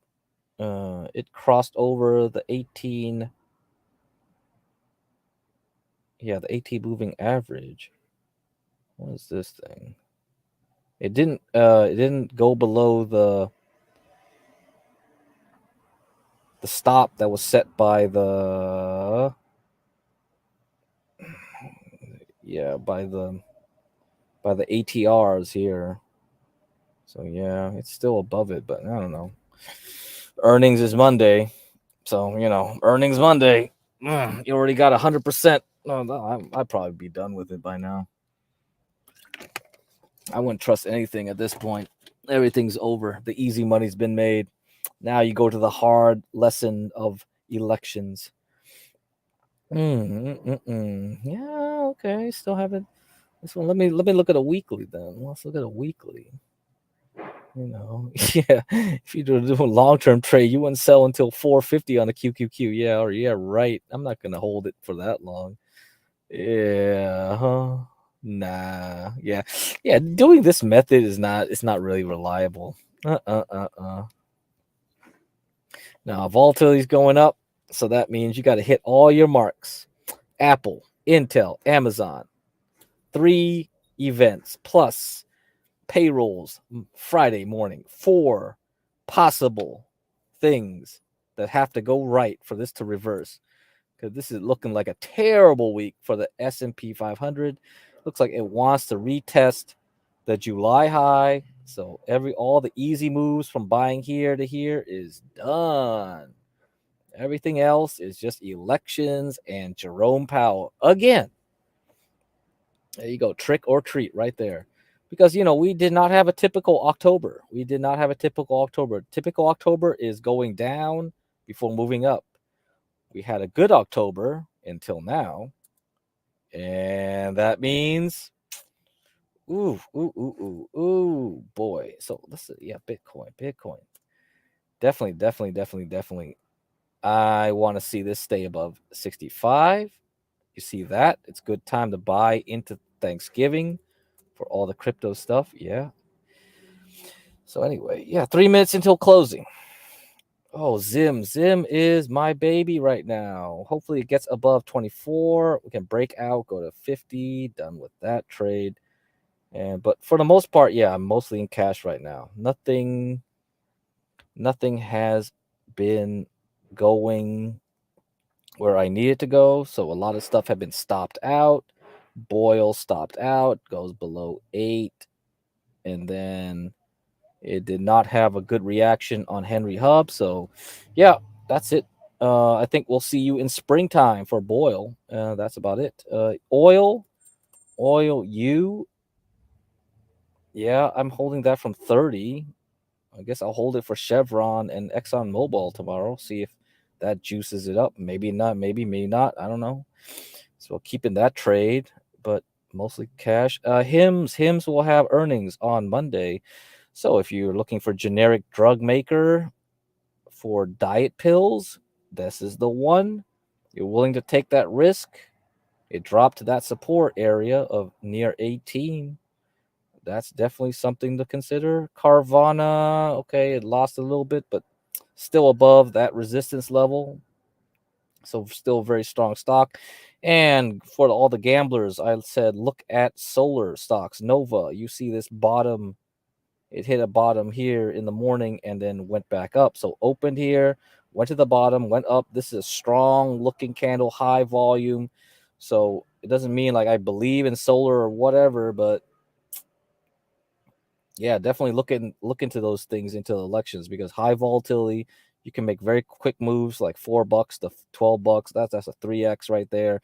So you see, Jinko Solar, 17.35 Chinese. So this one Chinese. So yes, look into solar stocks for trading. Definitely the thing. Reddit earnings yesterday. I talked about this one. It has a very, very good looking chart. Now, it doesn't have much history though. Okay, it's an IPO. So that's the risk you take.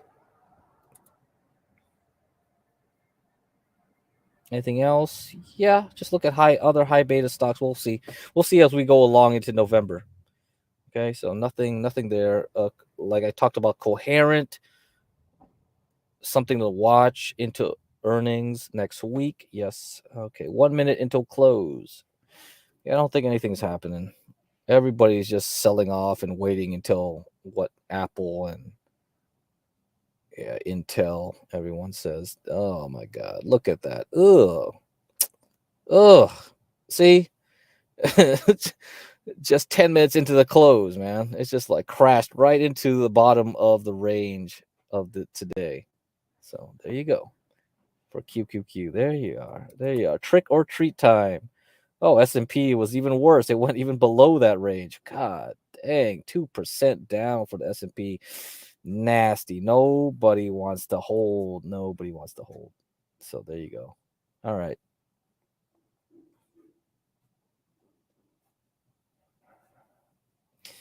I guess it's pretty close to this area here around September. So I don't know. I don't know what that means, but we'll see. We'll see how the earnings goes. But yeah, that's high volatility for you. High volatility. So there you go. There you go. All right. Okay, the last video I'm going to show for scanning is TTM Squeeze. Now, TTM Squeeze was mentioned by Dennison one time. So, I mean, maybe I think it's good for you to kind of know a little bit about it. Reddit mods are horrible. Yeah, they are woke, but they seem to be making tons of money on ads right now. 4chan does not make any money on their ads. That's the problem with 4chan. It's not scalable or amenable to profits, right? Like, I don't know what kind of people want to pay ads to be on 4chan, but there you go. Sorry, you got to be on Reddit for the money. For the money, it's Reddit. All right, and they got a lot of AI spending too, so they're definitely monetizing that stuff. Here we are. Let's look at this video. We like them both. They did scan. Last time we were banging the upper band, and this time we're going to do a dual band scan, the little TTM Squeeze, original goods, original gangster. So we're going back to basics with a Bollinger versus Keltner look. Two volatility measures. Both have their own characteristics, one based on standard deviation, the other based on ATR. We like them both. They can, in fact, be combined using the TTM Squeeze. Originally and currently, the basic stock charts engine doesn't scan for this, but the ACP does. So go ahead and check that out, and you will see charting with the TTM Squeeze indicator is available on stock charts now. Love the ACP, doing great things there. So here we have Bollinger Band, upper band less than the upper Keltner channel, lower band greater than the lower Keltner channel, creating a situation where the Bollingers are inside of the Keltners. One relative strength on this one. What do we like about relative strength, Professor? Well, we like everything about relative strength. And what we really would like to see is the performance of the stocks that we're looking at comparable to or ahead of some major index. I like the S&P, personal preference, but seeing that the candidates that we're looking at have got the ability to be able to perform with or better than the index itself. And then, of course, the idea with the Keltner and the Bollinger Bands, as we saw yesterday in yesterday's scan, is the ability to go from a widening or wide volatility in an upward trend into a confined volatility, which shows some elements of pausing or correction. And so it's an interesting combination of events that are very Wyckoffian, I believe. And we're going to sort by the width of the bands. Really unique feature available on stock charts is we can sort by the width of our bands. And of course, we're looking for periods of low volatility in which the Bollinger Bands are inside of the Keltner channels, standard deviation narrower than ATR, with a little bit of strength in the background. Let's take a look at what that gives us.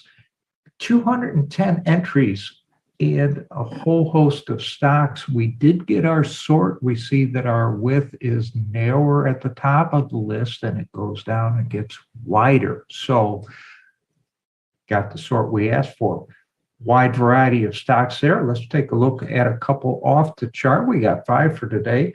The heavy red lines are the Bollingers, the blue line, heavy red lines are the Keltners, Bollingers are blue, and we see a formation that might be backing up action. What are your thoughts, Professor? Exactly, and that's what we're looking for is note the great liftoff strength, uncharacteristically strong starting in February, which shows that there's a change of character, making all of the trading range that preceded this LDOS a potential reaccumulation type structure. So at the end of reaccumulation, you get stock into largely strong hands, supply-demand imbalance. This creates the potential for a tremendous movement upward. And then we're looking for the conditions of a pause or shallow correction after an important uptrend. You can really see that in this chart, John. Oh, absolutely. We've got solid performance on the OBV. All the moving average lines, to the extent we can pull them out of there, they're pointed up because 20 SMA, 20 EMA on each of the indicators as the center line, relative strength performing well. A little bit of pause in the MACD, but we're looking for an area of lower volatility punctuated by the possible pullback, modest pullback, low volume. We like that, especially when it occurs on a break of prior resistance now acting as support. Chubb Insurance Group, big uptrend here, channel over a period of time. Little ambiguity on the OBV, but relative strength looks solid. We have that characteristic pause in the MACD lines, but look at how our Bollingers are well inside of the Keltner channels. What do you see here, Professor? Well, there you go. And there's the narrowing, constricting nature of a corrective action. What we're looking for are the shallow, narrow, brief reactions that occur within the context of a more important uptrend. Look at the relative strength underneath. You can see there that it's just in a confirmed uptrend, and really through the whole heart of this chart back to July of last year, relative strength is trending up. When it pulls back to its moving average, in this case, the 50-day, that is often represents a period when you should start to look to either initiate or add to positions in stocks that do that are confirmed up in their relative strength. And this scan that you've done here, John, really highlights, in this case, a stock that is doing that very thing. Here we have another interesting one from the insurance area, Aflac. Look at this structure we can identify, and we pull back to the 6390 area, and we're working back up inside of the band compression from the Bollingers as well as the Keltners. Positive OBV slope, relative strength heading up, modest flattening out on the MACD. Nothing really of great concern there, but this one may have a little work to do, but it's in the right place at the right time, wouldn't you say? Yes, and note how the reactions are growing ever shallower, even in March, April, and is coming on diminishing volume. The corrections or pullbacks, the red bars, are coming on diminishing volume. And note how it keeps the OBV trending higher and is in a great upward stride. And that really does confirm that the stock continues to be under good accumulation, and it's just finding resistance at the early February peak. And so we would look for confirmation that it can break through there and keep trending higher with relative strength.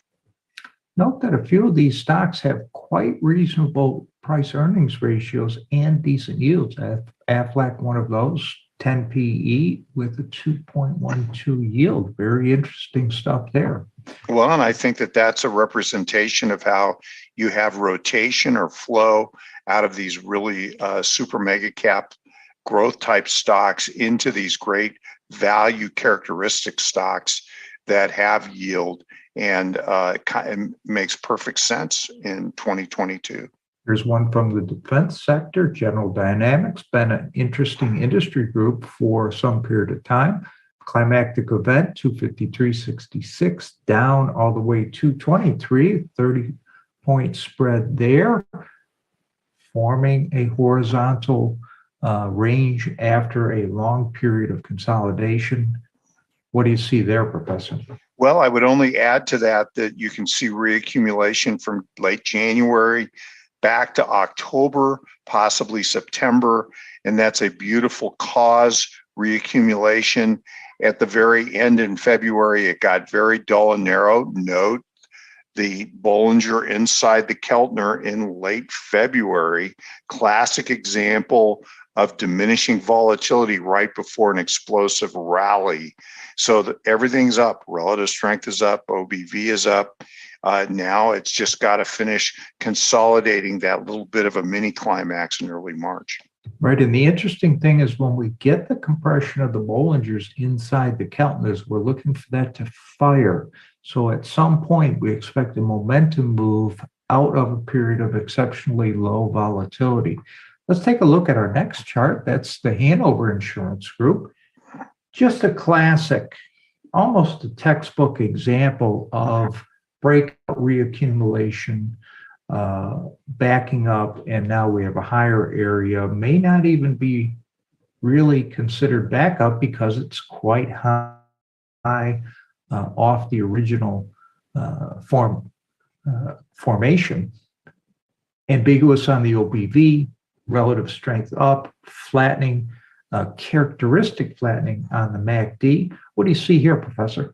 Well, again, classic example of a large reaccumulation structure. This is the foundation for higher prices. An element or suggests accumulation is occurring by strong hands.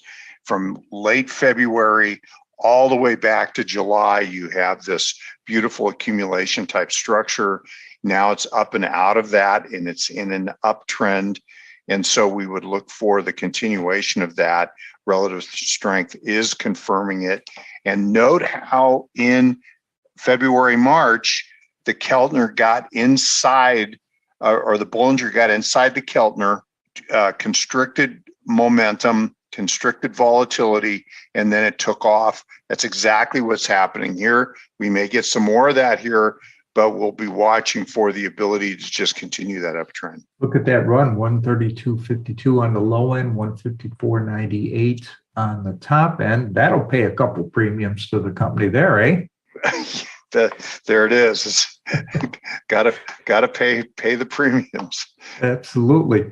Well, a little bit of liquidity issue there, somewhat muted on the volume, 155,000 on the 10-period EMA. So might want to be just a tad careful on that one, but great company. Once again, draw your attention to the Wyckoff Market Report, a product that we've developed to help folks be Wycoffians. It's a newsletter for Wycoffians in the know and something that I like to use on a daily basis. How about you, Professor? Absolutely, and it's a very dynamic product. It really is designed for Wycoffians, giving you all the different looks of key and important setups in the market. Like this is kind of where like we want to be at. This kind of level of analysis. If I can get to this point, that'll be really great. Just to do a scanning, that would be really nice. And then you could generate these type of reports. Yeah, that's definitely high value, very high value. Right now, I see Intel up 12% and Amazon up almost 5% at one point. Now it's 4.6. Apple, I think, still waiting on Apple. So not bad.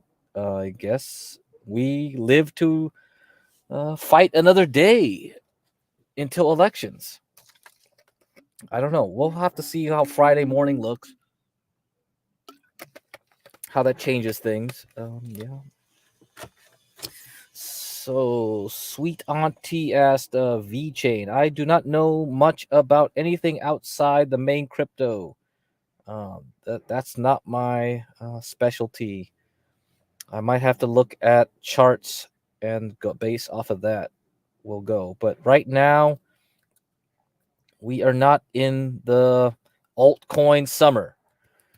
Altcoin summer, if you know what that means. Let me find the altcoin season. Okay, there's some website that has the altcoin season index. Let me find it. All right, this was the altcoin season. Yeah, here we are. Here we are. Is it altcoin season yet? Are you in altcoin season? All right, we're still waiting on Apple. I have no clue what's going to happen here. Come on, Apple. Do your thing. The only thing that'll save the rest of the market is if you lift up semiconductors. Intel is not good enough. Intel just not telling you any more bad news. It's just not enough to lift everyone else. Altcoin season. We are at index level 29. So yeah, we are not in altcoin season, so don't worry. Just wait for altcoin season to begin. We are not at altcoin season, so okay, I'll keep that in mind. I don't know what's so special about VeChain. You have a particular fundamental reason to think VeChain is good? I have no idea. Talk to Rashu. I mean, he's a Bitcoin maximalist though, so I don't know what his opinions would be on these other coins. So what's VeChain even good? VeChain. Web3 for better sustainable blockchain solutions. No idea.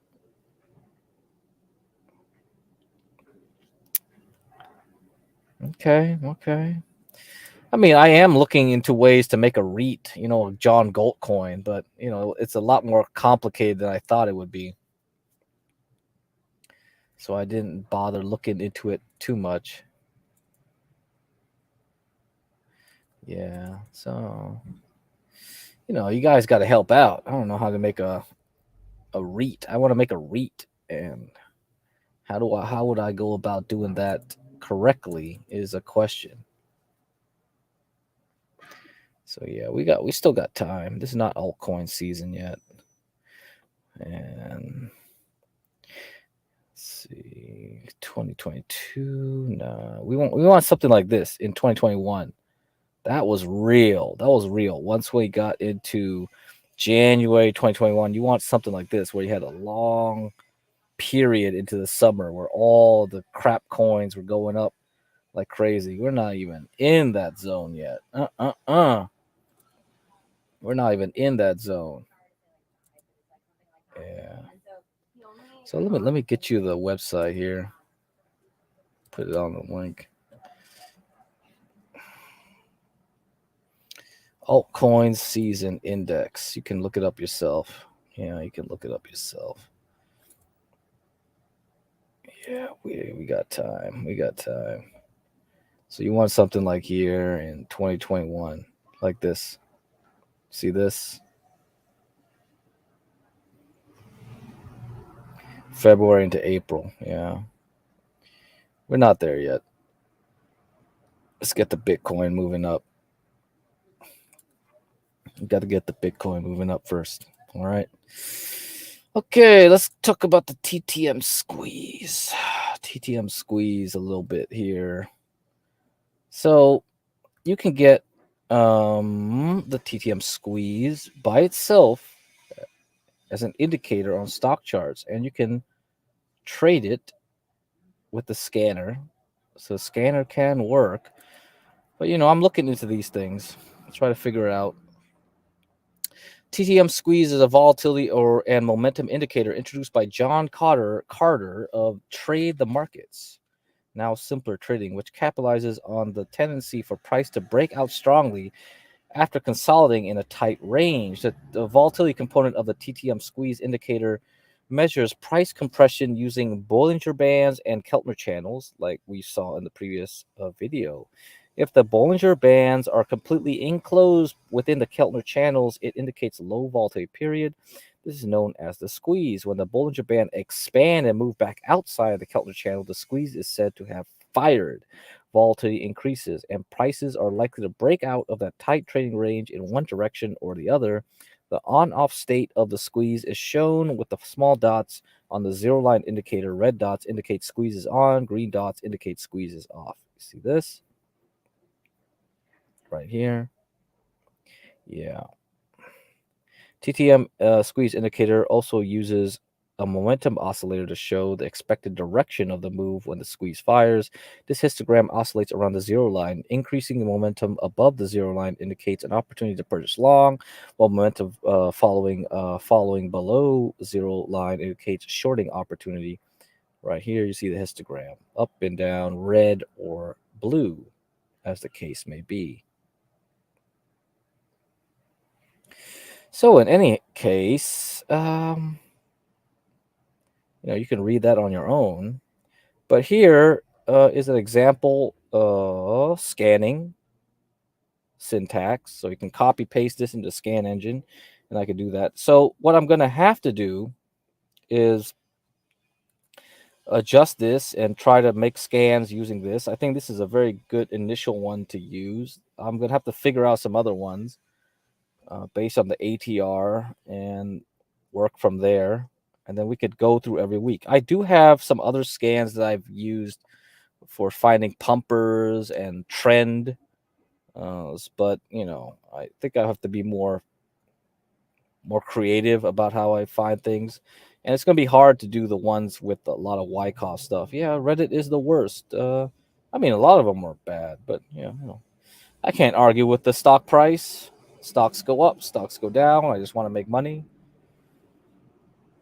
Still waiting on Apple. Amazon is now only up 4%. Intel is up nearly 15%, so not bad. But I still need Apple to give me something. Come on, Apple.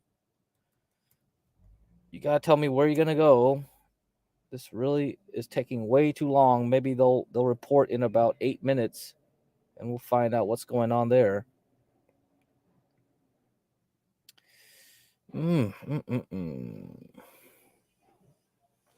But yeah, this is what I'm looking into, and I'll go now to the squeeze for shorts here.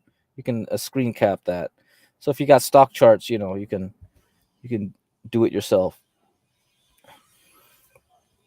But yeah, stock charts, the syntax is pretty simple, very simple here.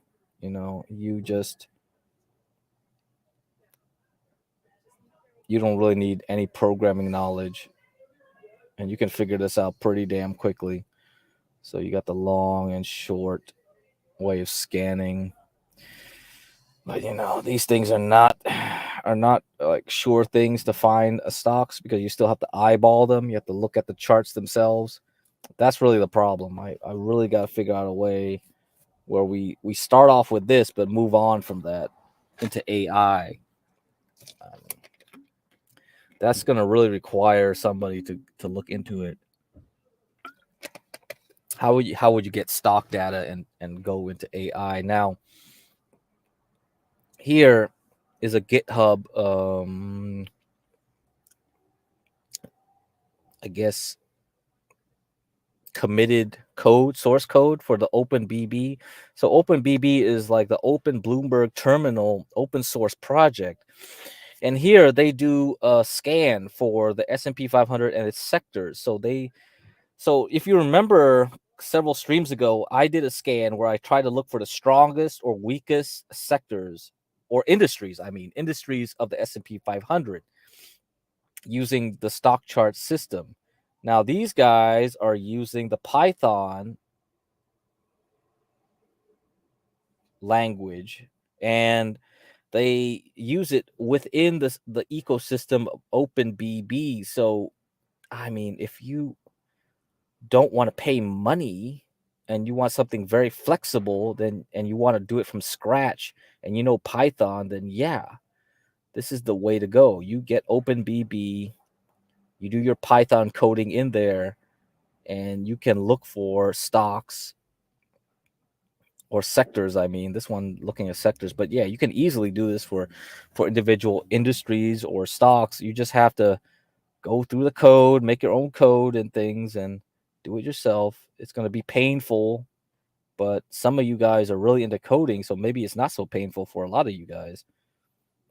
You know, and you could take this example and expand it for industries and different stocks within those industries or sectors and scan it yourself using Python. So yeah, it's definitely possible. Things are out there if you are a coder.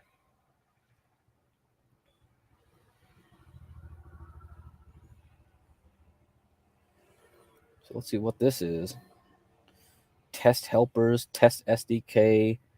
Oh God, you know, it's been a long time since I did any coding from Python.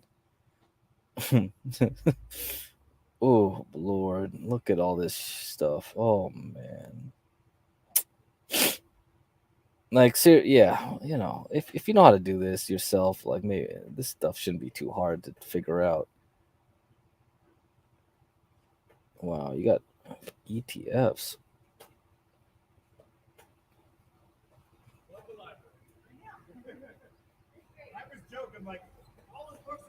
Yeah, good luck. Good luck with this.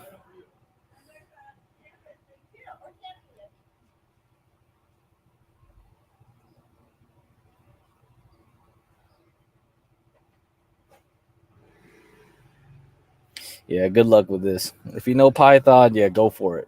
You know, otherwise you're gonna have to pay for the stock charts. But yeah, like this, I'm trying to see if like you could take this, leverage this OpenBB stuff, and they do AI because I think they do AI. Let me see AI OpenBB.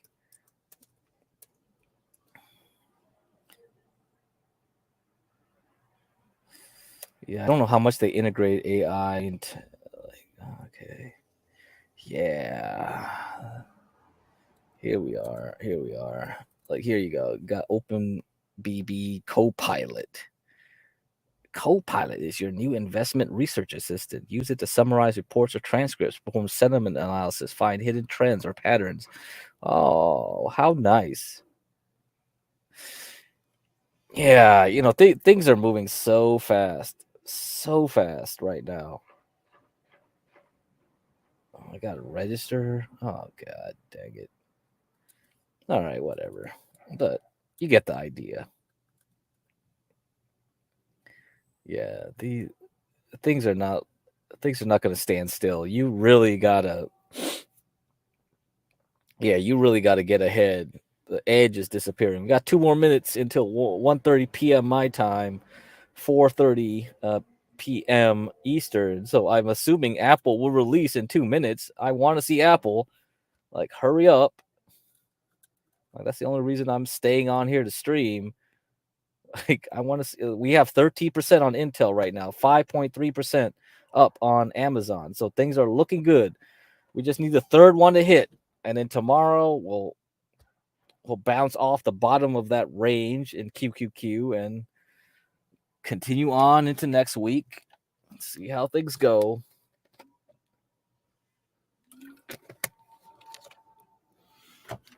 You got to undo all the damage from Samsung because Samsung really laid an egg last night. Yeah, let me read that Samsung article. Here we go. Samsung to focus on high-end chips to improve earnings after disappointing results. Let's see. Samsung said it would focus on producing high-end chips to improve profitability after reporting a 40% quarter-on-quarter plunge in chip profit, in a stark contrast with rivals TSMC and SK Hynix. SK Hynix does a lot of the memory chips. So many of the memory chips are done by SK Hynix, that posted record earnings on the AI boom. The world's biggest maker of memory chips, smartphones, and TVs also warned on Thursday of limited earnings growth in the current quarter due to intensifying competition in the consumer electronics segment during the peak year-end demand season. In the fourth quarter, while memory chip demand for mobile and PC may encounter softness, growth in AI will keep demand at robust levels, Samsung said in an earnings statement. Against this backdrop, the company will concentrate on driving sales of high bandwidth memory, HBM, and high density products, it said, referring to premium memory chips used to make AI chipsets like those produced by industry leader Nvidia. Samsung posted an operating profit of 9.2 trillion won, which is $6.66 billion, in the July to September period compared to 2.4 trillion won a year earlier and 10.4 trillion won the previous quarter. The third quarter result was slightly above Samsung's preliminary estimate of 9.1 trillion won flagged earlier this month, which was below market expectations at the time. Shares fell 0.2% in early trading on Thursday, with the wider South Korean market down 1.3%. Samsung Electronics hasn't commercialized HBM as effectively as its competitors, so its third quarter performance and fourth quarter outlook are falling short of market expectations. It's anticipated that it will take some time before the business perform as expected. The South Korean company this month made a rare apology for its disappointing earnings, citing delays in sales of its advanced chips to an unidentified major customer and rising supply of traditional chips from Chinese rivals. Artificial intelligence is the only bright spot in a sluggish chip market, but Samsung has been struggling to supply high-end semiconductors used in NVIDIA's AI chipsets, making the South Korean company more vulnerable to lackluster demand for traditional chips used in PCs and smartphones. Well, there you go. Oh, man. Oh, so sensitive. Everything is so sensitive. Okay, it's 131. I mean, I still don't see anything from Apple, really. Like, if it did release earnings, it's barely moving. So we're getting nothing. We're getting nothing from the market in after hours. Like, Amazon is now back down to 4.2%, Intel 12.69%. Yeah, it just released earnings, so nothing's happening. Like, Apple is just down 0.4%. Barely anything. Now, Apple stopped doing guidance around COVID. I'm not sure if they started doing it again or they kept it like that. Like, they're kind of like Google if they keep not doing guidance for their earnings calls. So essentially the analyst can make up whatever number it wants to make up. Like, they won't give guidance. It's sort of like the in Netflix thing too now. Netflix doesn't report a lot of metrics like they used to. They don't want investors to know too many details and make like big massive assumptions of where their company is going. So it could be a strategy. Now Apple doesn't want to give guidance, just like Google they never gave guidance. Google never did. Google was always like, well, whatever, you figure it out. We'll just tell you what happened the previous quarter, but won't tell you what's going to happen in the future in detailed terms.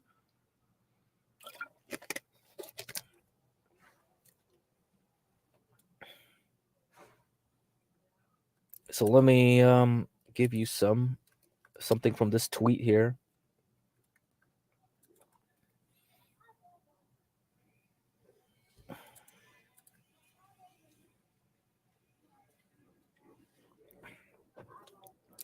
So here the Apple earnings highlight. Earnings per share, $1.64, down 33% year on year. Revenue, 94.93, up 6% year on year. Greater China revenue, $15.03 billion.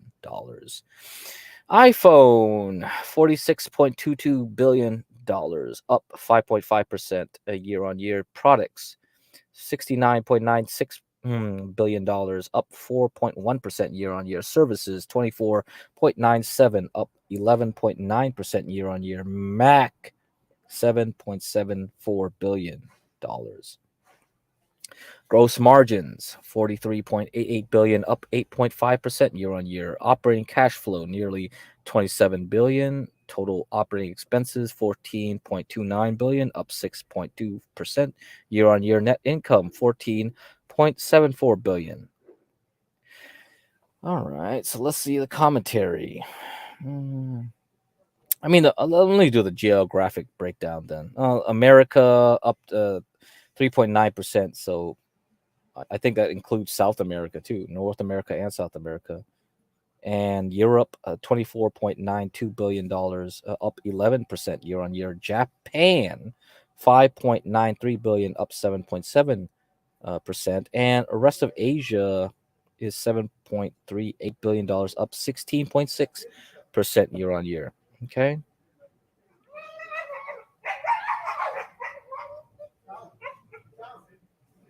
So yeah, nothing else here. I think we'll have to wait for the earnings call. No clue what the market will think about that then, because right now it's down 1.6% after market. Intel now 11.29%, Amazon 4.17%. Oh, I guess we won't know until tomorrow morning how things will go. All right, guys. I'll see you 3:30. So 3 hours, 30 minutes. Remember, we will have the Halloween costume contest late at night. Let me put up the banner. The banner here.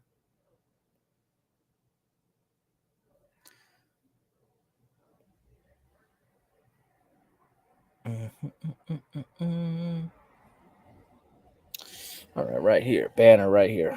Haunted Hotties Halloween Beauty Battle.